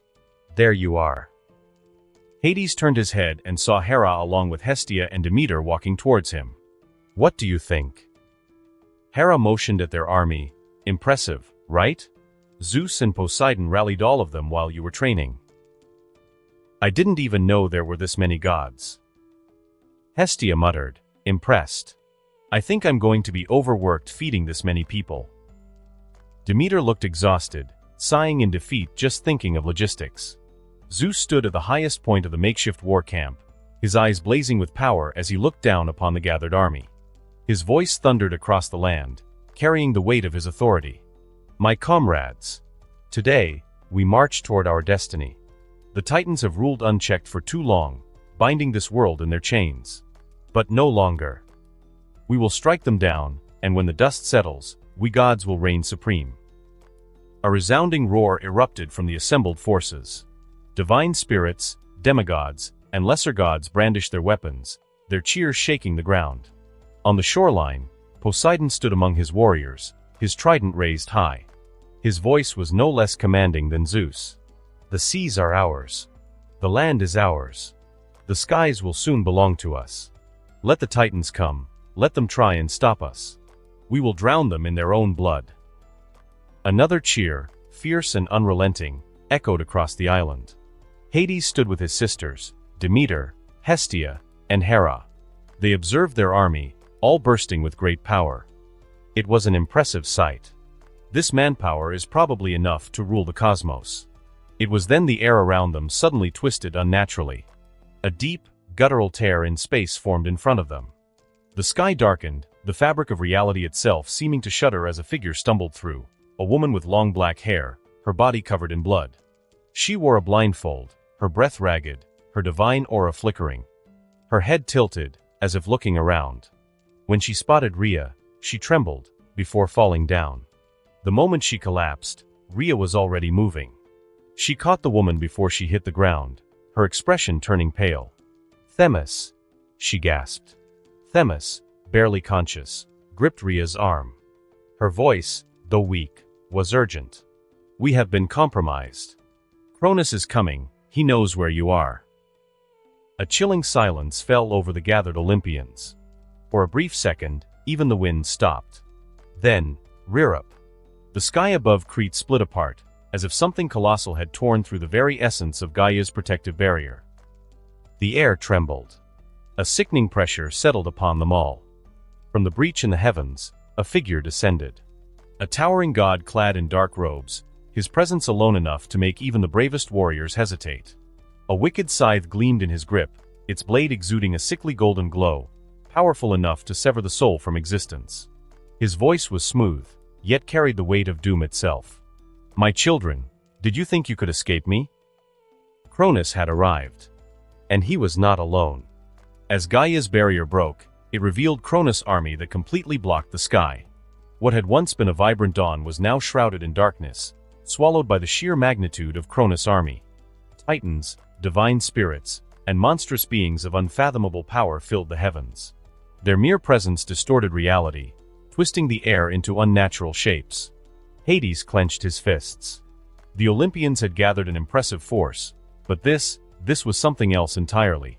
Atlas stood at the forefront, his arms crossed, an immovable wall of power.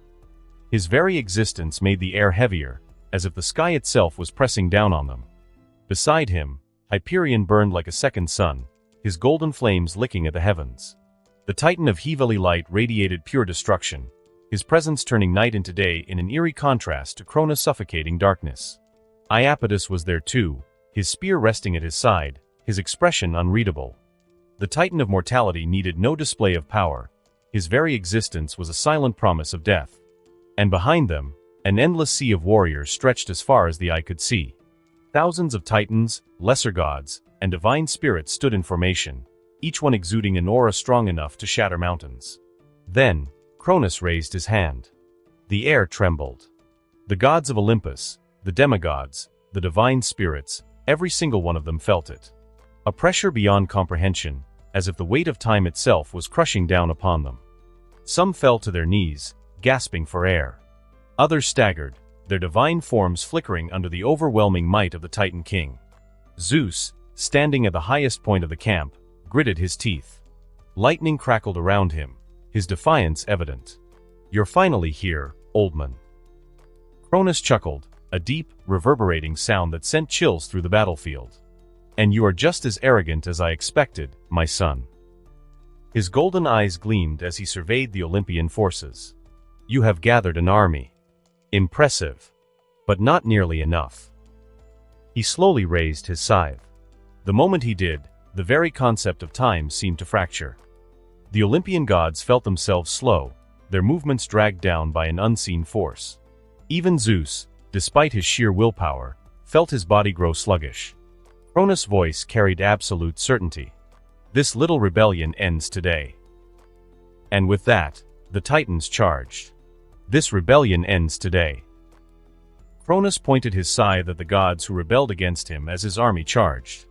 However, just as Cronus' army was about to strike, Hades exhaled softly. His fingers brushed against the black iron of his crown, and in that moment, the battlefield changed. Darkness.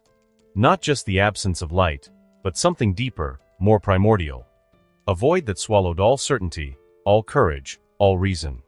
The sky turned black, not like night, but as if the very fabric of existence had unraveled, leaving behind an abyss that threatened to consume them. And then it rained. But it was no ordinary rain. Each droplet shimmered with an ethereal glow, blurring the space where it fell. It was fear given form, the primal dread that clawed at the soul, the terror of the unknown, of what lurked in the void. The moment it touched the warriors on Cronus' side, they faltered. Some collapsed instantly, trembling, their divine auras flickering as their minds crumbled under the weight of their deepest nightmares. Others gasped for air, their knees buckling, their hands clutching their heads as if trying to tear the fear out of their own skulls. Even the mighty Titans hesitated. Atlas clenched his jaw, his muscles tensing as he fought against the unseen force. Iapetus, despite his unreadable expression, had stilled, gripping his spear so tightly that the metal groaned under his grip. Hades stood amidst the storm, his silver hair billowing, his eyes gleaming with abyssal power. He spoke, his voice reverberating through the battlefield. "You who stand against me, do you fear the dark?" For a moment, silence reigned. Then, a single step echoed through the void. The darkness wavered. Another step. The fear, the suffocating weight of Hades' power, began to shatter like fragile glass. A golden light flared, pushing back the abyss. A third step, and the night was no more.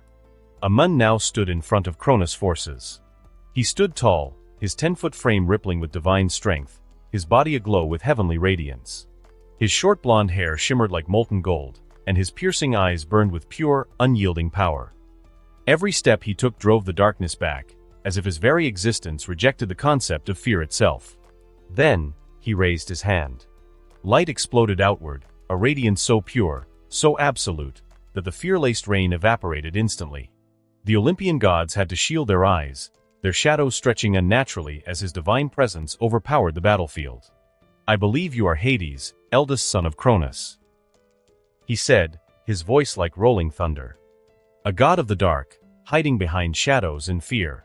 But fear has no power over those who embrace the light." His aura flared, a golden inferno that set the sky ablaze.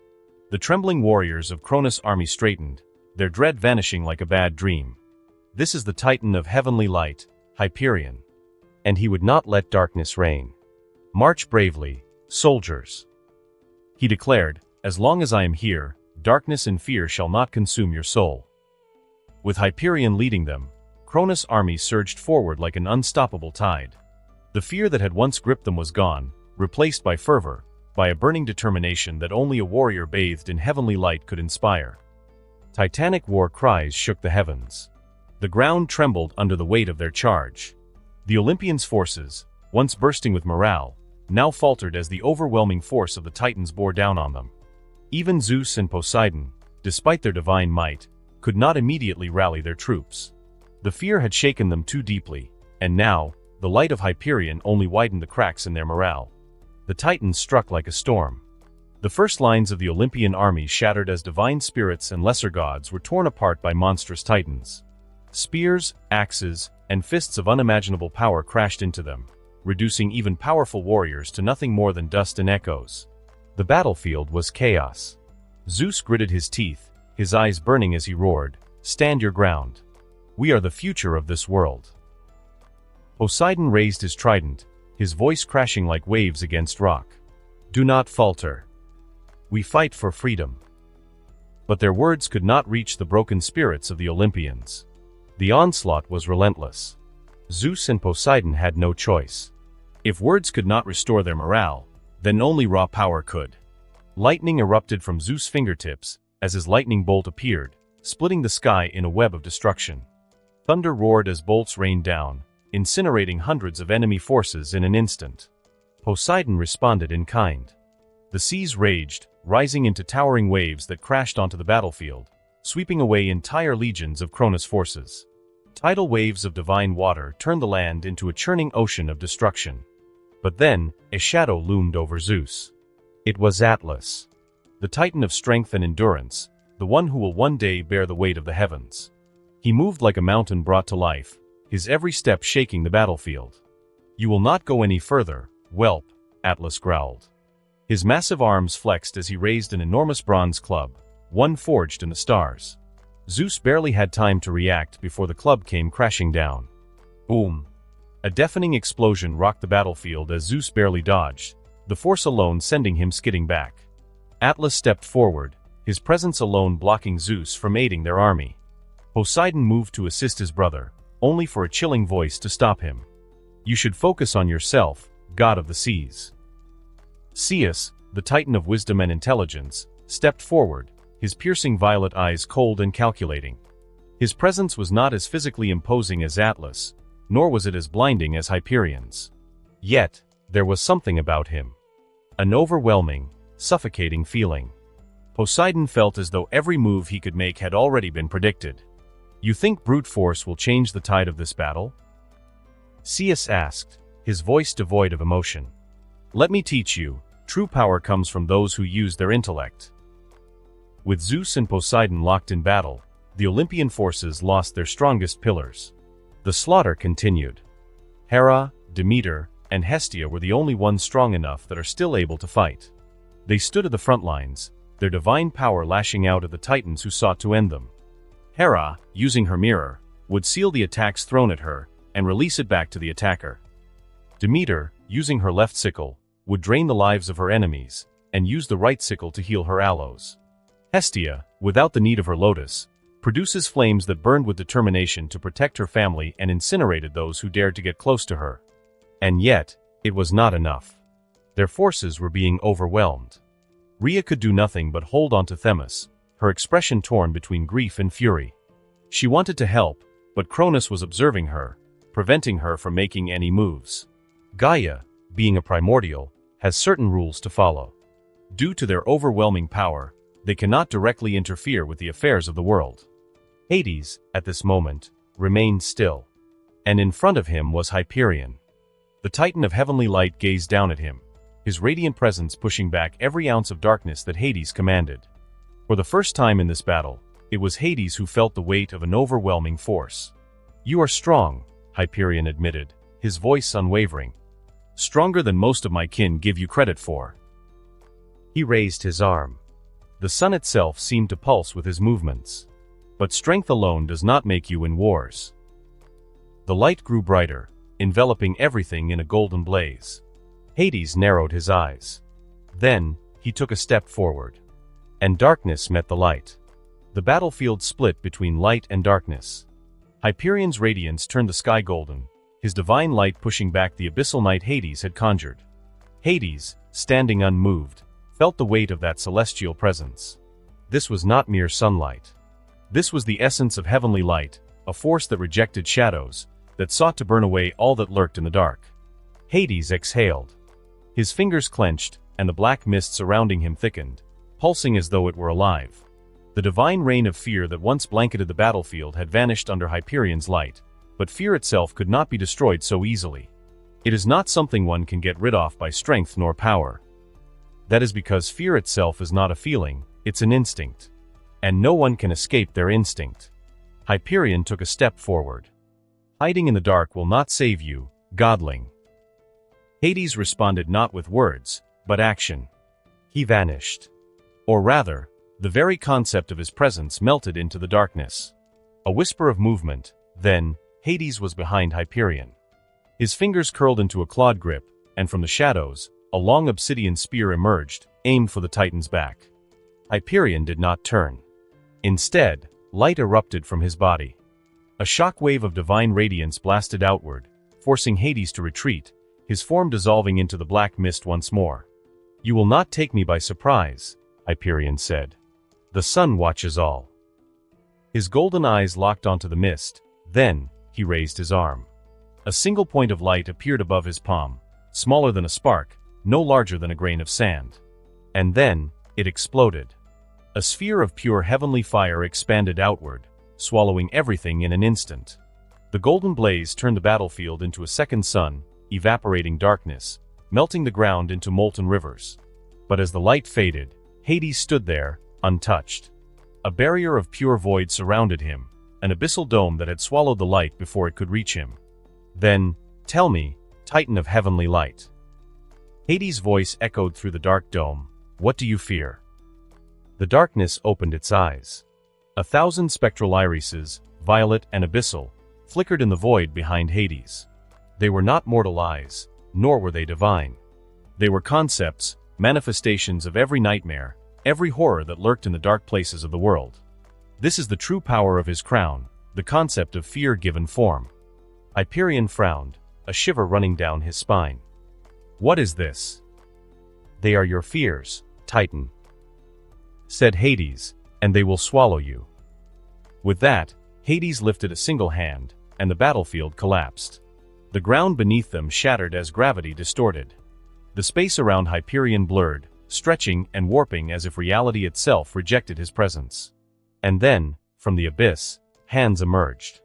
Long, skeletal fingers made of pure darkness, clawing upward, reaching for Hyperion. They were not mere constructs. They were fear itself. The fear of death. The fear of the unknown. The fear of what comes after. They grasped at the Titan, seeking to pull him down into an eternity of nothingness as he struggled fiercely. "I have no fear," Hyperion roared. The sun pulsed, and in an instant, the shadows burned.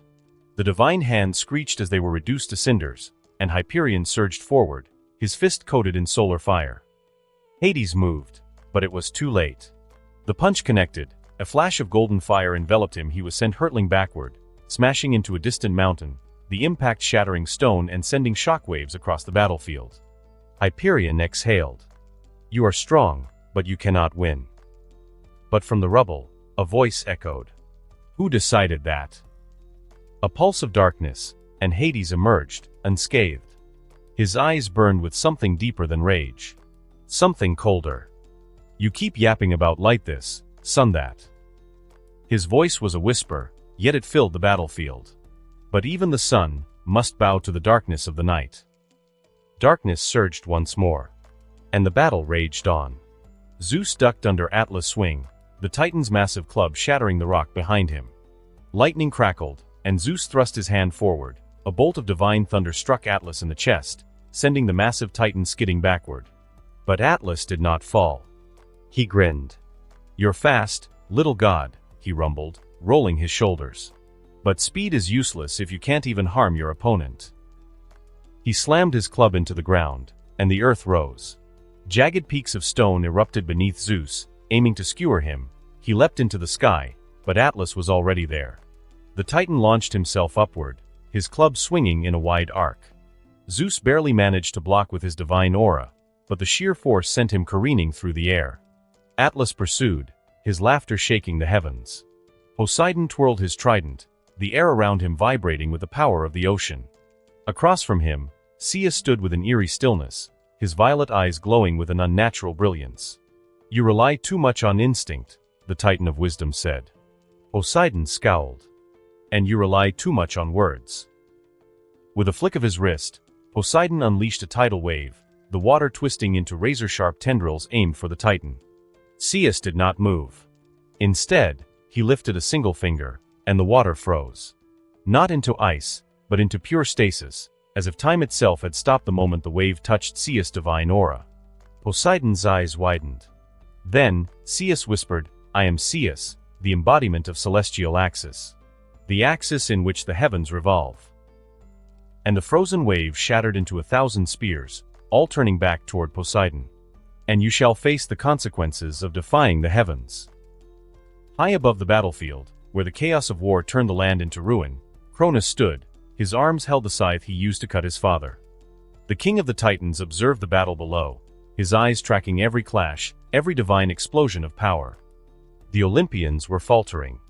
Even Zeus and Poseidon, the strongest among them, were being pushed back by the might of the Titans. Hades, however. Cronus narrowed his gaze. The eldest of his sons was proving to be more than just a challenge even for someone as powerful as Hyperion.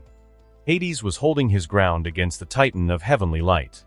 Not only holding his ground, he was forcing the Titan of light into a deadlock. More than that, Cronus was sure Hades was still holding back. Perhaps he was reserving his strength? But why? Does he want to hide his trump cards until he fights him?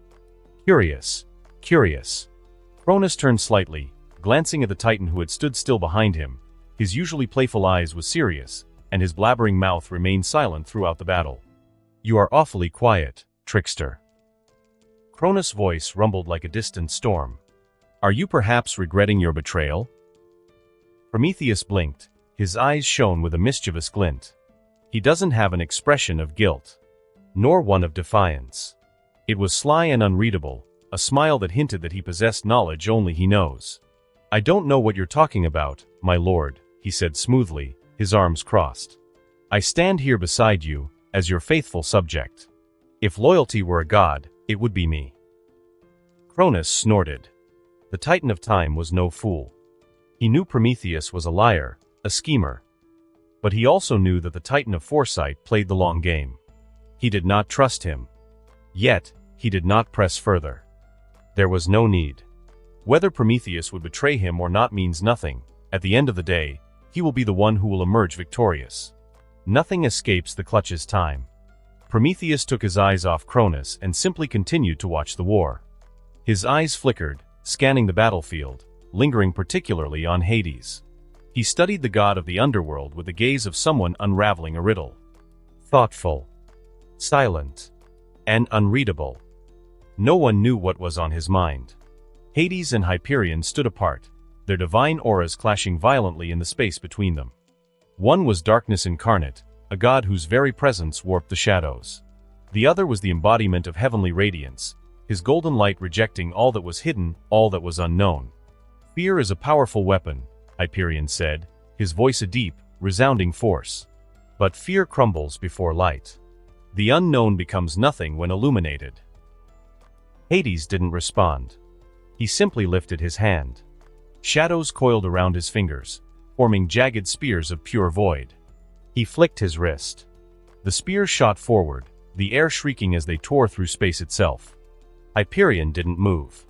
Instead, his body shined. A pulse of golden light erupted from him, so blinding that the darkness itself recoiled. The spears disintegrated midair, melting like ice before a scorching flame. And then, Hyperion moved. He crossed the battlefield in an instant, his fist wreathed in holy fire. Hades barely had time to react. Boom! The first punch landed square in his chest. The force sent him flying back, crashing through the remnants of broken temples and shattered statues. The impact carved a deep trench into the earth as his body skidded across the battlefield. Hades exhaled sharply, staggering to his feet. It didn't hurt as much as he expected, but it did hurt. These titans are far stronger than he had initially thought. But so what? He isn't weak, either. He stretched out his hand. The sky darkened once more. And then, it fell. Shadows rained down like spears, but they were different this time. They did not simply aim for Hyperion. They devoured. Each drop of darkness was an abyss in itself, a void that sought to consume all existence. Hyperion's light clashed against it, but the more he burned, the more the darkness fed. Hyperion frowned. "How annoying," he murmured. And then, he raised both hands. Light exploded outward. It was not mere illumination. It was divine order. A force that banished all the darkness. The shadows shattered.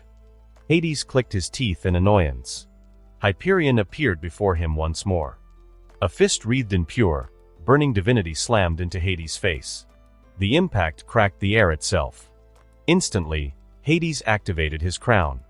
His body was covered in shadows, transferring him to another dimension where attacks couldn't reach him. Hyperion continued, his movements relentless. A knee to the gut. A crushing elbow to the back. A golden boot slamming Hades into the ground. The world shook with every impact. Hades took a deep breath as he stood up from the ground, completely unharmed.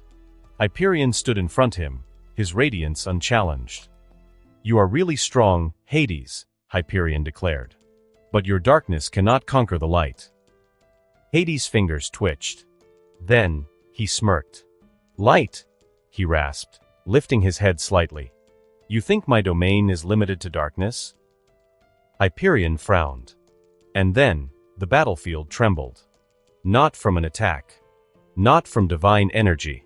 But from something primal. The air became heavy, thick with a presence that should not be. Hyperion's golden glow flickered. His heartbeat stilled. The Titans watching from afar suddenly shuddered. A new fear gripped the battlefield. Not the fear of darkness. Not the fear of the unknown. But the fear of something inevitable. A god not of mere shadows, but of the underworld.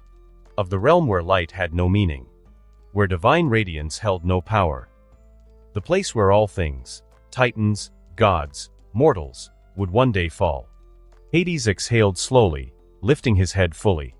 And Hyperion saw it. The void behind his eyes. Not just absence, not just darkness, but the end. Hyperion stepped back instinctively. But it was too late. The moment his foot moved, Hades struck. Faster than sight. Faster than thought. His fist, wrapped in the authority of the underworld itself, slammed into Hyperion's chest. A shockwave rippled outward. Hyperion choked. Not in pain, but in terror. His light flickered violently, struggling against a force that denied existence itself. Hades moved. He spun, delivering a crushing backhand to Hyperion's face. The Titan staggered. Another strike. A spear of pure abyss shot through his stomach. And then, Hades stood behind him. His hand gripped Hyperion's neck. His voice was a whisper. "Fall." He pulled. Hyperion's divine essence wavered, dragged downward, as if an unseen force was claiming him. For a moment, Hyperion saw it. The gates of the underworld. A place not even Titans could escape. His fingers trembled. His light dimmed. His knees buckled. And then, he collapsed. The Titan of heavenly light fell. Hades stood still, his breath heavy, his dark robes fluttered with the wind. His divine aura flickered, but his grip on his spear remained firm. Hyperion, the Titan of heavenly light, lay before him, motionless. The once mighty Titan groaned, his golden radiance reduced to mere embers, his chest rising and falling in labored breaths. Hades exhaled slowly. This was it. With Hyperion down, a shadow loomed over him. A massive hand wrapped around his throat. Hades' eyes widened as he was lifted off the ground with overwhelming force. Atlas. The Titan of endurance held him effortlessly, his grip like a vice, unyielding. "You fought well, nephew," Atlas rumbled. "But your fight ends here." Hades clicked his tongue in annoyance, activating his authority over darkness, but before he could summon his power, a sharp presence approached from behind. Boom! A colossal fist crashed into his gut. Hades was sent hurtling across the battlefield, his body crashing into the broken earth. Raising his head, he saw another Titan. Iapetus. The Titan of mortality stood beside Atlas now, his knuckles still smoking from the impact. Hades barely had time to react before another presence descended upon him. Zeus, the Titan of wisdom and intelligence, landed with eerie silence, his sharp, calculating gaze locked onto Hades. From the other side, Crius, the Titan of constellations, cracked his knuckles, divine power surging around him. One by one, the Titans surrounded him. The battlefield, once filled with clashing gods, was now eerily silent. Zeus was down. Poseidon had been struck unconscious. Hera, Demeter, and Hestia stood in the distance, their divine robes torn, their bodies trembling as they tried to hold their ground. The few remaining Olympian forces, mere thousands now, were too exhausted to fight. Hades couldn't help but show his annoyance, his expression dark. The war was lost. A chuckle echoed through the battlefield. It was Cronus. The king of the Titans watched from above, his scythe resting lazily in his hand. "How utterly tedious," he muttered. "This little rebellion of yours had some entertainment value, but now, it's simply boring." He sighed, raising his hand. "Let us be done with it." The air shuddered. The sky cracked. And then, the world began to unravel. A monstrous storm of golden and violet light erupted from Cronus' scythe. A temporal storm. Not merely destruction. Not merely death. A force that erased all that it touched, returning it to the time before it had ever existed. The battlefield itself began to disintegrate. The bodies of the fallen vanished as if they had never been born. The very land beneath them faded into nothingness, unraveling like a tapestry being unwoven. Hera's eyes widened in horror. "No, what is this?" Hestia staggered backward, staring at the storm. "It's erasing everything." Demeter clenched her fists. "That sick bastard." Rhea trembled as she clutched Themis' weakened form. Her lips parted in horror. "Cronus, you monster, you're erasing them from history itself." The Titans and their forces retreated, backing away from the storm as it expanded. Hades' fingers twitched. No. This wasn't how it will end. Clenching his fist, he rose himself to his feet. Darkness erupted from his body, consuming the battlefield, swallowing everything in a void so deep that not even time should be able to reach it. "Come," he commanded, his voice cold, final. "To the Underworld." He could have defeated them. He could have won. He hasn't used Desmos yet. He hasn't used the true power of his darkness that he used against Camp. He hasn't used the domain he got from Gaia. But if he insisted on continuing this war, no one from his side would have survived even if he won. The abyss spread, coiling around his allies, dragging them away from the storm, away from Cronus' wrath. But the storm twisted. Space itself warped, its very coordinates distorted. Hades' eyes widened. Something was wrong. The moment his darkness connected with the Underworld, a pull came from all directions. The coordinates, they were shifting. His power was scattering them. No, no, no. Hades gritted his teeth, pouring everything into the abyss, trying to hold it steady. But the storm was too strong. It twisted even the foundations of reality itself. The moment they crossed into the Underworld, everything collapsed. Hades stumbled. The Underworld loomed around him, dark and vast. He had made it. But his gaze flicked around, scanning the area.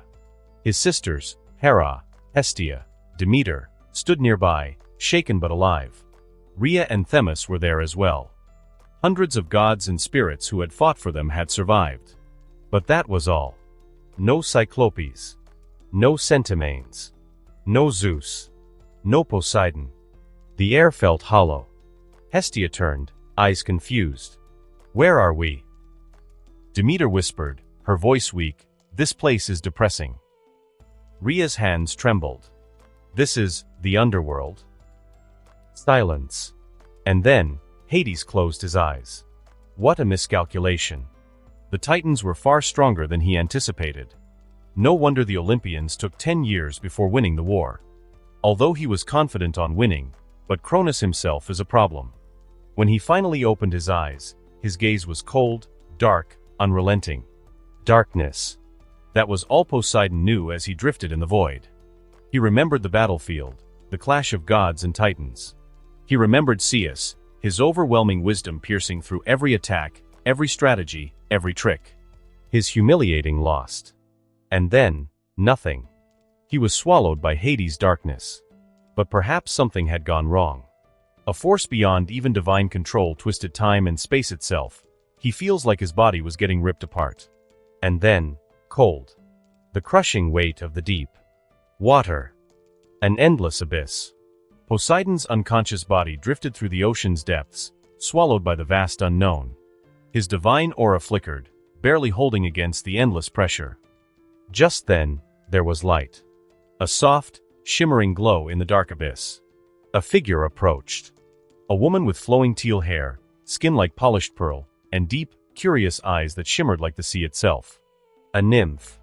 She hesitated before reaching out, placing a gentle hand on his chest.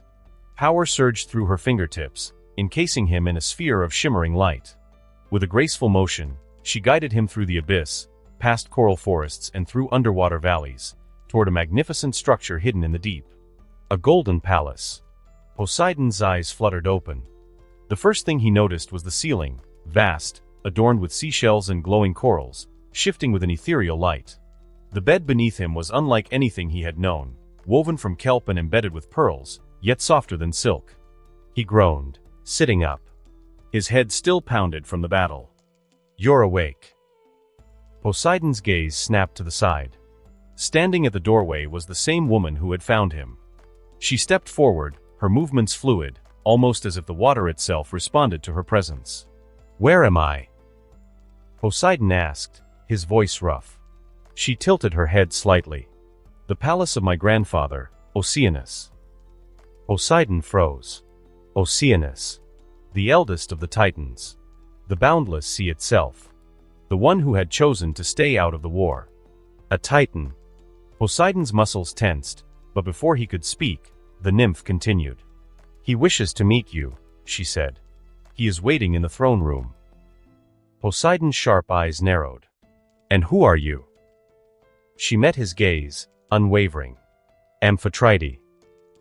A sea nymph, and granddaughter of Oceanus." Poseidon hesitated. He was in enemy territory. If Oceanus chose to strike him down now, he had no allies here.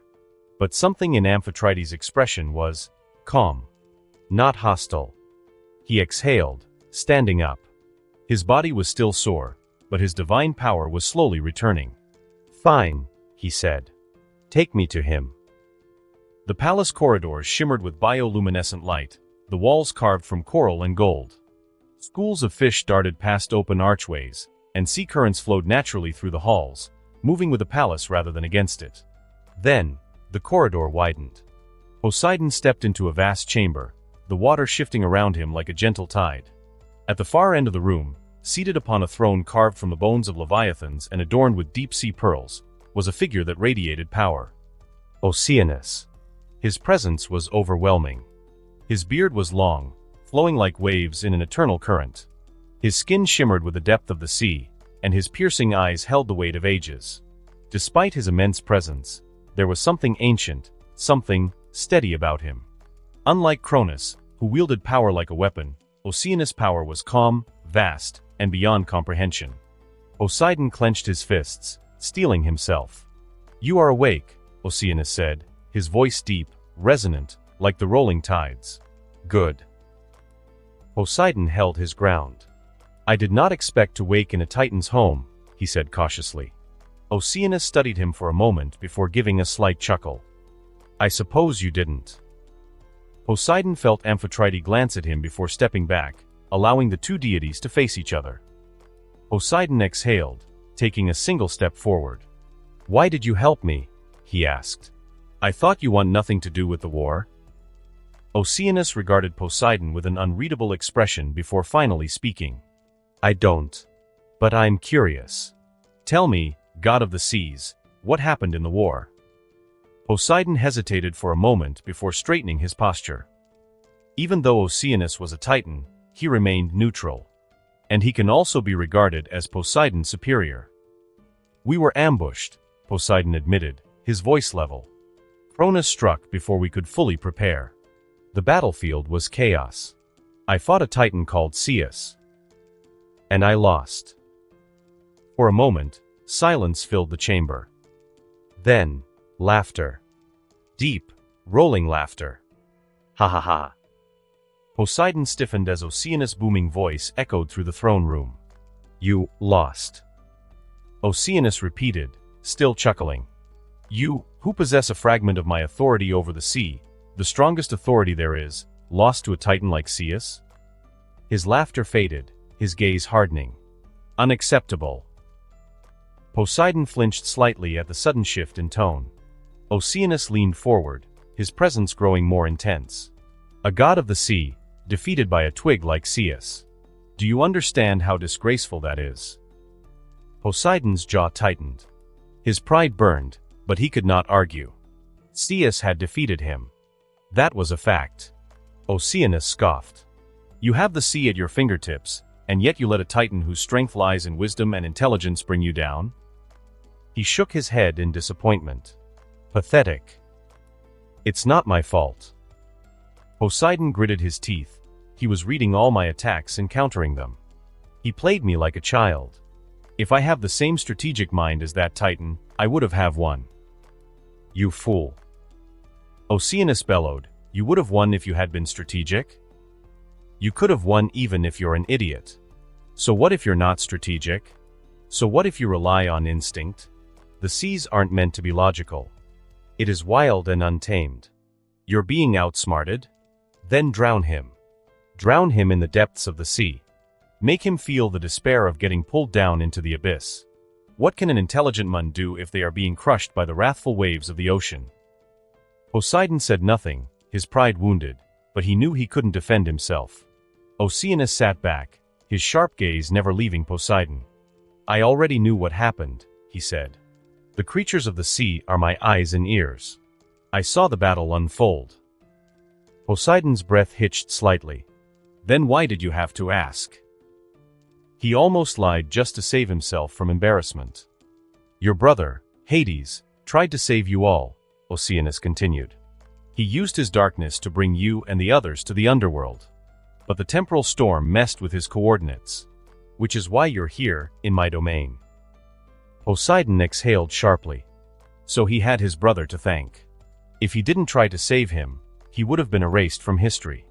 Oceanus observed him for a moment before sighing. Regardless, what's done is done. You are here, and I have no intention of keeping you. Poseidon looked up at him warily. Then what will you do? Oceanus waved a hand dismissively. Rest. Recover. Once you're healed, get off my territory. His eyes narrowed. I will take you to the Underworld and reunite you with your siblings. But after that, I want nothing to do with this war. Poseidon remained silent for a moment before giving a nod. Oceanus leaned back into his throne, his piercing gaze never faltering. Do not waste the power of the sea again, Poseidon. Next time, fight like you deserve it. Zeus' eyes snapped open. His body tensed instinctively, his breath coming in sharp gasps as he took in his surroundings. An old temple. The air was thick with the scent of incense, the stone walls lined with carvings depicting constellations and celestial bodies. Dim torchlight flickered, casting long shadows across the chamber. And then, memories flooded back. The war. The clash against Atlas. The sheer, overwhelming strength of the Titan that had crushed him despite the lightning bolt forged for him. He had fought with everything he had, yet, in the end, he had been defeated. His fists clenched, frustration boiling in his chest. Damn it! Before he could dwell on it further, a presence filled the temple. Zeus stiffened. A figure emerged from the darkness, a middle-aged man with a towering frame. His long, dark hair cascaded past his shoulders, and his eyes gleamed with the brilliance of distant stars. His presence was overwhelming, vast, as if his very existence stretched beyond the temple, beyond the world itself. A Titan. Zeus immediately pushed himself up, his body screaming in protest. His divine energy flared instinctively, crackling with barely contained lightning. The Mun smiled at the sight. You're awake. Zeus narrowed his eyes. Where am I? My temple, the Mun answered simply. His voice was calm, almost amused, yet carried a weight that made Zeus wary. Zeus' fingers twitched, ready to summon his lightning at a moment's notice. And who are you? The Mun stepped forward, his aura shimmering like the night sky itself. I am Astraeus, he said. Titan god of stars and astrology. Zeus' eyes widened slightly. He had heard of Astraeus, a titan of the celestial realm, one who had largely remained neutral during the war. His mind raced. Why would a titan rescue me? What do you want? Zeus demanded, his voice edged with suspicion. Astraeus chuckled. So guarded. as expected of someone who has lost a battle. Zeus' jaw tightened. The Titan turned away, gazing up at the carved constellations adorning the temple ceiling. I did not bring you here to harm you, if that's what you're wondering. My children just found you unconscious in front of their temple and I helped you. Zeus remained tense. Why did you help me? Astraeus finally looked back at him, his expression unreadable. Because, young god, I have seen the stars shift, he said. And they whisper of change. Zeus scowled. What does that even mean? Astraeus merely smiled, offering no further explanation. His eyes, however, gleamed with something unreadable, knowledge of something yet to come. I can't say. But what I will say, Astraeus continued, is that you and the others owe your survival to your brother, Hades. If not for his quick thinking, Cronus would have erased all of you from history. Zeus' fists clenched at the reminder. He had been too weak. Too slow. Hades had saved them all while he had fallen in battle. Where are my siblings? Zeus demanded, shaking off the self-loathing that clawed at him. They are safe, Astraeus said simply. Relief flooded Zeus, but he didn't let it show. He forced himself to his feet, ignoring the dull ache in his muscles. Then I have no reason to stay. Astraeus arched an eyebrow as Zeus turned toward the exit. Where do you think you're going? Back to fight, Zeus said without hesitation. Astraeus sighed. You truly are reckless. Zeus shot him a glare. And what would you have me do? Sit here while my siblings fight and die. I'm saying that in your current condition, you won't be fighting anyone, not Zeus, not Iapetus, and certainly not Atlas, Astraeus said, his tone firm but calm. Atlas alone is second only to Cronus himself. If you couldn't defeat him before, what makes you think you can now? Zeus gritted his teeth. He hated hearing it, but he couldn't deny it. Still, his pride burned too fiercely to acknowledge weakness. Astraeus studied him for a long moment before speaking again. Stay here for a while. Recover. Train. When you are truly ready, then return to the battlefield. Zeus hesitated, his hands curling into fists. He wanted to go back. Every part of him screamed to return, to prove himself, to strike down the ones who humiliated him. But Astraeus was right. If he went back now, he would only be throwing his life away. Finally, he exhaled sharply. Fine. But not for long. Astraeus smiled knowingly. Of course. He then went towards the exit, turning his gaze toward Zeus. You must be hungry. Come, follow me. Zeus followed Astraeus out of the temple, expecting to step into barren ruins or some remote sanctuary. What he saw instead made him freeze in his tracks. A lush farmland stretched before him, its golden field swaying in the breeze.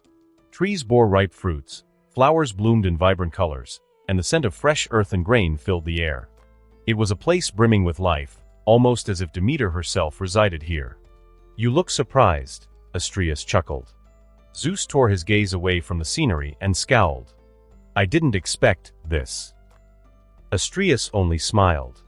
Not many does. Come. He led Zeus across the fields, past a wooden fence where a group of people were preparing a meal. 4 men stood near a large table, their muscular forms radiating divine power, while a beautiful, mature woman with striking orange hair stirred a pot over an open flame.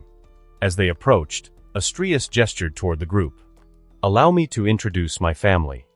These are my sons, Boreas, Notus, Zephyrus, and Eosphorus. Boreas is a man with fierce and violent look, with a muscular frame and shaggy black hair and blue eyes. Notus is a slender-looking man with calm look, having a messy blonde hair and black eyes. Zephyrus is a short and slender man with soft and feminine features, having a shoulder-length orange hair and brown eyes. Eosphorus is a man with a pair of wings, with a bright golden hair and blue eyes, having a slender yet muscular physique. Zeus narrowed his eyes slightly as he observed them.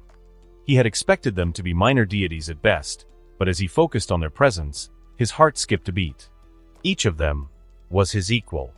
Perhaps, without the lightning bolt, a fight against any one of them would end in a stalemate.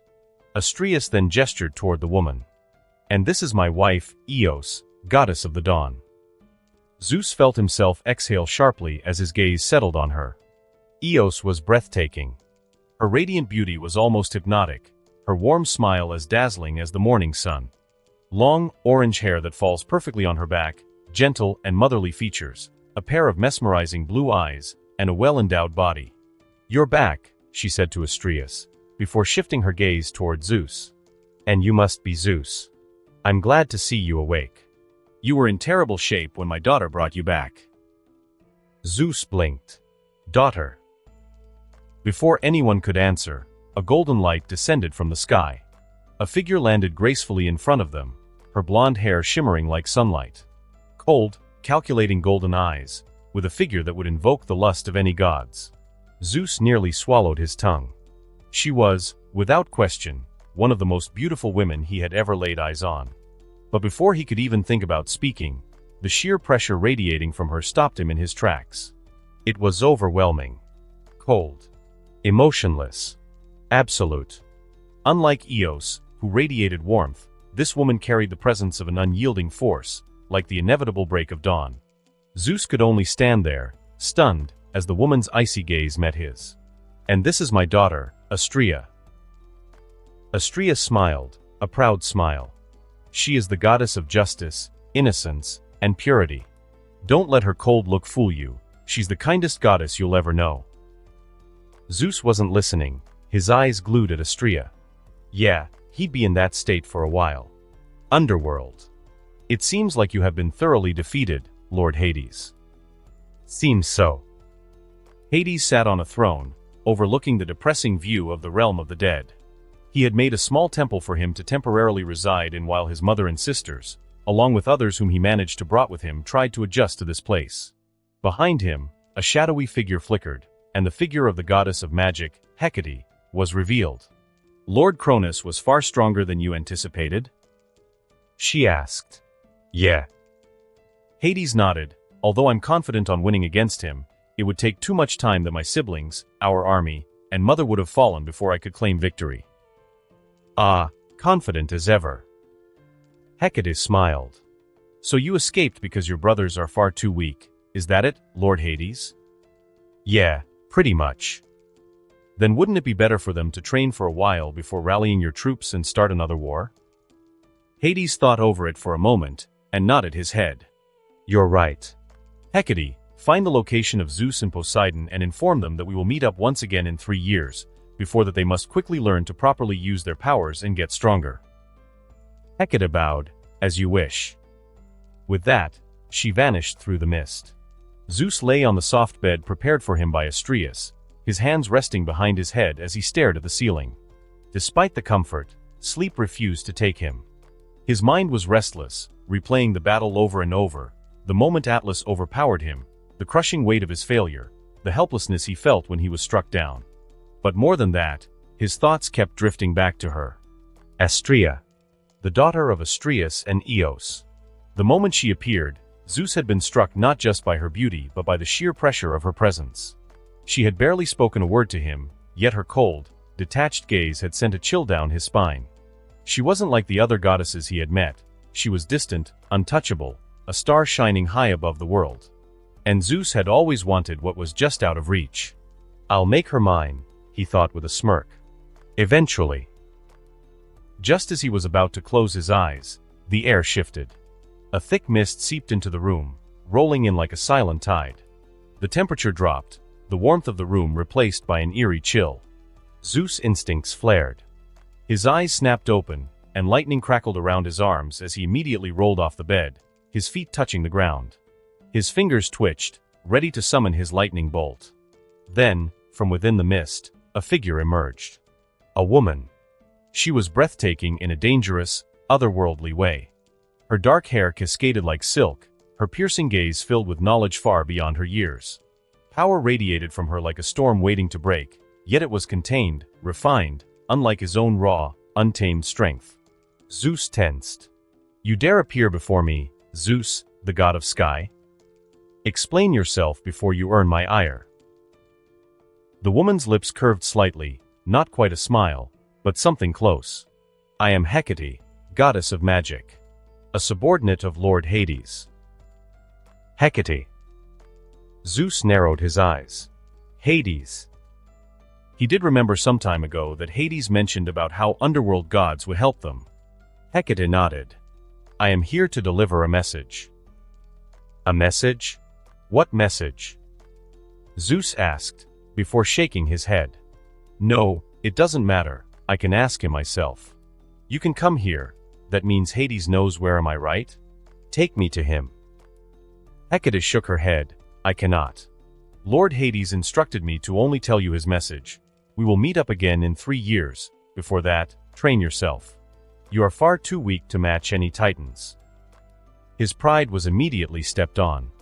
After all, he hasn't moved on from his lost, and someone he doesn't know claiming to be a subordinate dare to say that to him? She dares. A mere subordinate. Zeus clenched his fist hearing that. What did you say? He grabbed Hecate by the neck, his eyes flashing with lightning sparks as he glared at her. Hecate remained as stoic as ever. Unhand me this instant, youngest of Cronus. Or do you not wish to keep your arms? Are you threatening me? Zeus tightened his grip on her neck, but the moment he did so, he immediately felt like he was swallowed by the abyss. He quickly retreated, staring cautiously at the woman who looked frail and harmless. She took out a lamp, and Zeus immediately took a fighting stance. However, contrary to his beliefs, the woman simply waved her hand as a mist once again enveloped her. I have delivered the message. Farewell, O mighty god of sky. With that, she vanished, leaving Zeus alone feeling completely terrified. Poseidon lay on the bed Oceanus had provided for him, staring at the ceiling with a thoughtful expression. His body had recovered well, but his mind remained restless. The war, his loss to Zeus, and his current situation all weighed on him. But despite that, his thoughts kept drifting to her. Amphitrite, the sea nymph who had found him, cared for him, and treated his wounds. Her gentleness lingered in his mind like a calming wave, soothing yet impossible to ignore. She was unlike any woman he had met before, kind, patient, and utterly devoted to the sea. What a magnificent woman! He mused, a small smirk playing at his lips. How great would it be if she were to become my wife? Just as that thought settled in his mind, the room shifted. A dense mist rolled in, unnatural and silent, curling around the room like living tendrils. The temperature dropped, and the once serene atmosphere turned heavy with an ominous presence. Poseidon's instincts flared. His fingers clenched, and with a thought, his trident appeared in his grasp, glowing with divine power. His eyes darted through the mist as he raised his weapon. Who goes there? He demanded, his voice firm. Show yourself. For a moment, the mist remained still. Then, as if answering his command, a shadow moved within it. A woman stepped forward, emerging from the swirling fog with an air of quiet authority. Her beauty was undeniable, but it was not the gentle kind like Amphitrite's. It was something far more dangerous. Her dark eyes gleamed with knowledge, and the very air around her thrummed with power. Poseidon tightened his grip on his trident, his divinity flaring up. Who are you? He asked sharply. And what do you want? The woman met his gaze without hesitation, unfazed by his presence. I am Hecate, goddess of magic, a loyal subordinate of Lord Hades. Poseidon's eyes widened in surprise. Hades? Are you an underworld god? Hecate nodded. I am here to deliver a message. Forget that. How is Mother? Did Hades save her? What about our sisters? Are they safe? Poseidon demanded, his divinity flickering with his emotions. Hecate remained as calm as ever, simply nodding at his questions. Yes, Lady Rhea and your sisters are safe and sound. They currently resides within the underworld under the protection of Lord Hades. Then take me to them. Poseidon took a step forward. You can come to me from the underworld. Surely you can take me to the underworld. Amphitrite can wait. For now, they must quickly re-up and gather their forces to fight against Cronus and his army. They can't let Cronus get away with what he's done. I cannot do that. Hecate simply replied. Why? Poseidon asked in frustration. My job is merely to deliver a message, sobbed Hecate. And I will Lord Hades' message for you is, we will meet up again in 3 years. Before that, train yourself. You are far too weak to match any titans. Poseidon almost lashed out. Almost. But Oceanus' words rung in his ears, and he knew that pride would not help him in this situation. He was weak. That's a fact. But still, it frustrated him. To have Hades tell him to his face about his weakness. It's frustrating. I have delivered the message. Farewell, god of the sea. You are far more composed than your younger brother is. With that, she vanished, leaving Poseidon wondering if she also came to deliver the same message to Zeus, and what he has done to her. He clicked his tongue in annoyance as he sat down. 3 years. Train. Zeus sat on the steps of Astraeus' temple, his golden eyes fixed on the vast night sky above. The stars twinkled in the darkness, shining like countless tiny flames against the void. He had always thought the sky was his domain, that he was meant to rule over it. And yet, tonight, it felt so distant, so far beyond his reach. His fingers clenched into fists. I was too weak. Atlas had crushed him. Despite wielding the mighty lightning bolt forged by the Cyclopes, despite the raw strength that should have set him apart, he had still lost.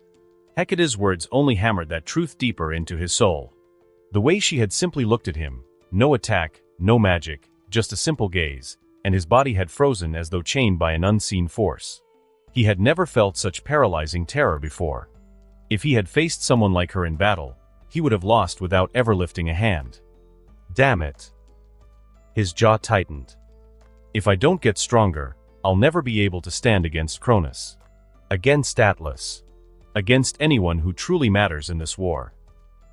He exhaled sharply, forcing the thought aside. You seem troubled. Zeus flinched slightly, turning to see Astraeus approaching, his long, regal robes flowing like the night itself. His presence was calm, serene, yet undeniably vast, like the sky he presided over. Zeus scowled and looked away. Leave me alone. Astraeus chuckled. Brooding beneath my sky, staring up at my stars. It's hard not to notice. Let me guess, your mood has something to do with Hecate's visit. Zeus snapped his gaze to him, eyes narrowing. How do you know that? Astraeus smiled knowingly. I know everything that happens under my sky. Zeus blinked, momentarily stunned. His sky? He, too, was a god of the sky. He should have that power. Yet, he had no such ability. His confusion must have shown on his face, because Astraeus let out a soft laugh. There is more to the sky than simply blasting everything with lightning, young one. Zeus gritted his teeth but said nothing. For the first time, he truly began to wonder, how much did he not understand about the domain he was supposed to rule? Astraeus smirked as he watched Zeus scowl, his irritation bubbling just beneath the surface. Come now, don't look so serious. You remind me of a storm cloud, always rumbling, never listening. Zeus gritted his teeth. You're really getting on my nerves, old man. Astraeus chuckled. Good. Annoyance breeds curiosity, and curiosity leads to understanding. Now, follow me. Before Zeus could respond, Astraeus raised his hand. Instantly, the world around them shifted. The sky blurred, stretching infinitely in all directions. The ground beneath Zeus' feet melted away, and in the next moment, they stood in a completely different space. Zeus' eyes widened as he took in the sight before him. They were surrounded by stars, millions, no, billions of them. Bright constellations sprawled across the cosmic expanse, some familiar, some completely alien. Enormous celestial bodies, burning with brilliant flames, floated in the distance. Strange, swirling masses of light and energy pulsed all around them. It was as if they had stepped beyond the mortal world, into the very heart of the heavens. Zeus swallowed hard. This is the sky. Astraeus turned to face him, a gleam of amusement in his eyes. Tell me, Zeus, what do you see? Zeus hesitated, then answered. Stars. Light. Fire. Floating rocks. Astraeus nodded. Good. Now, let's see what you can do with that knowledge. Come, spar with me. Zeus' expression darkened. Fine. He raised his hand, and in an instant, his lightning bolt materialized in his grip, crackling with untamed power. He leveled it at Astraeus, determination burning in his gaze. Astraeus, however, remained perfectly calm. He raised a single hand, and suddenly, the space around them shifted. The stars pulsed. A great wave of light surged from Astrius' body, and from the distant celestial spheres, great arcs of solar fire erupted. Blinding streams of plasma spiraled through the void, dancing at his command. The very fabric of space trembled. Zeus barely had time to react before Astrius moved. A flare of burning light shot toward him. Zeus dodged, but another one followed immediately, then another. He raised his lightning bolt to counter, but the sheer heat of the solar flames forced him back. "Is this all?" Astrius' voice echoed through the vast expanse. Zeus gritted his teeth and retaliated. Lightning surged from his weapon, splitting through the darkness like a wrathful god's judgment.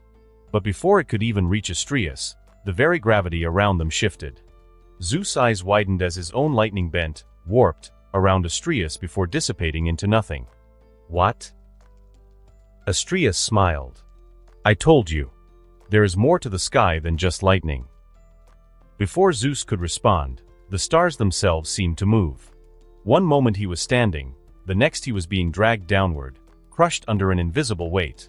His knees buckled, and he gasped as his body felt like it was being pulled into the core of a dying star. The immense pressure pressed down on his chest, suffocating him. "Gravity," Astrius said casually, as if he hadn't just pinned Zeus to the ground with nothing but sheer force. "A fundamental power of the heavens." Zeus clenched his jaw, straining to lift his body.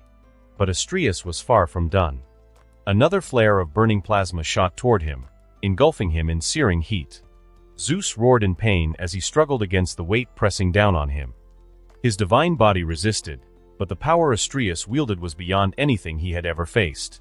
Finally, with a flick of his wrist, Astrius released the pressure. Zeus collapsed onto the ground, gasping for breath, his body covered in scorch marks. Astrius stood over him, smiling in amusement. "You rely too much on your lightning, boy." Zeus glared up at him, panting. "Shut up." Astrius chuckled. "Come now, don't look so defeated. You wanted to get stronger, didn't you?" Zeus clenched his fists. "Stronger." Yes. He had to get stronger. Astrius extended a hand. "Then let me teach you what it truly means to rule the sky." Zeus stared at him for a long moment, then, reluctantly, he took his hand. He grunted as Astrius pulled him to his feet. His body still ached from the overwhelming forces he had just endured, but his mind was racing. He looked at Astrius warily. "Why?" Zeus asked, narrowing his eyes. "Why do you want to teach me? What do you gain from this?" Astrius merely smiled, his gaze distant as if he were watching something far beyond what Zeus could perceive. "Because change is coming." Zeus furrowed his brows. "Change." Astrius gave a slow nod. "The world as you know it is shifting, young god. The balance of power that has ruled for ages is crumbling. Something new is on the horizon." He turned his gaze onto Zeus. "And you, along with your brothers, stand at the center of it." Zeus felt a chill run down his spine. He wasn't sure what Astrius meant, but something about his words unsettled him. He clenched his fists. "Then why not side with Cronus? He's the one in power. If you're so interested in this change, wouldn't it be better to stand with the victor?" Astrius chuckled. "You assume the victor has already been decided. The war is not yet over, Zeus." He crossed his arms. "Besides, I never said I support you or Cronus. I simply wish to see what happens next. For that, I want you to be prepared." Zeus frowned. "So I'm just entertainment to you?" Astrius shook his head. "No. I'm offering you the chance to reach your true potential. You were born with authority over the sky, but all you do is throw lightning like a child wielding a club." Zeus scowled, but Astrius continued. "I don't expect you to master the sky on the same level as me, not yet, at least. But I can turn you into a true master of the heavens. One who can rule over the land and the seas." He smirked.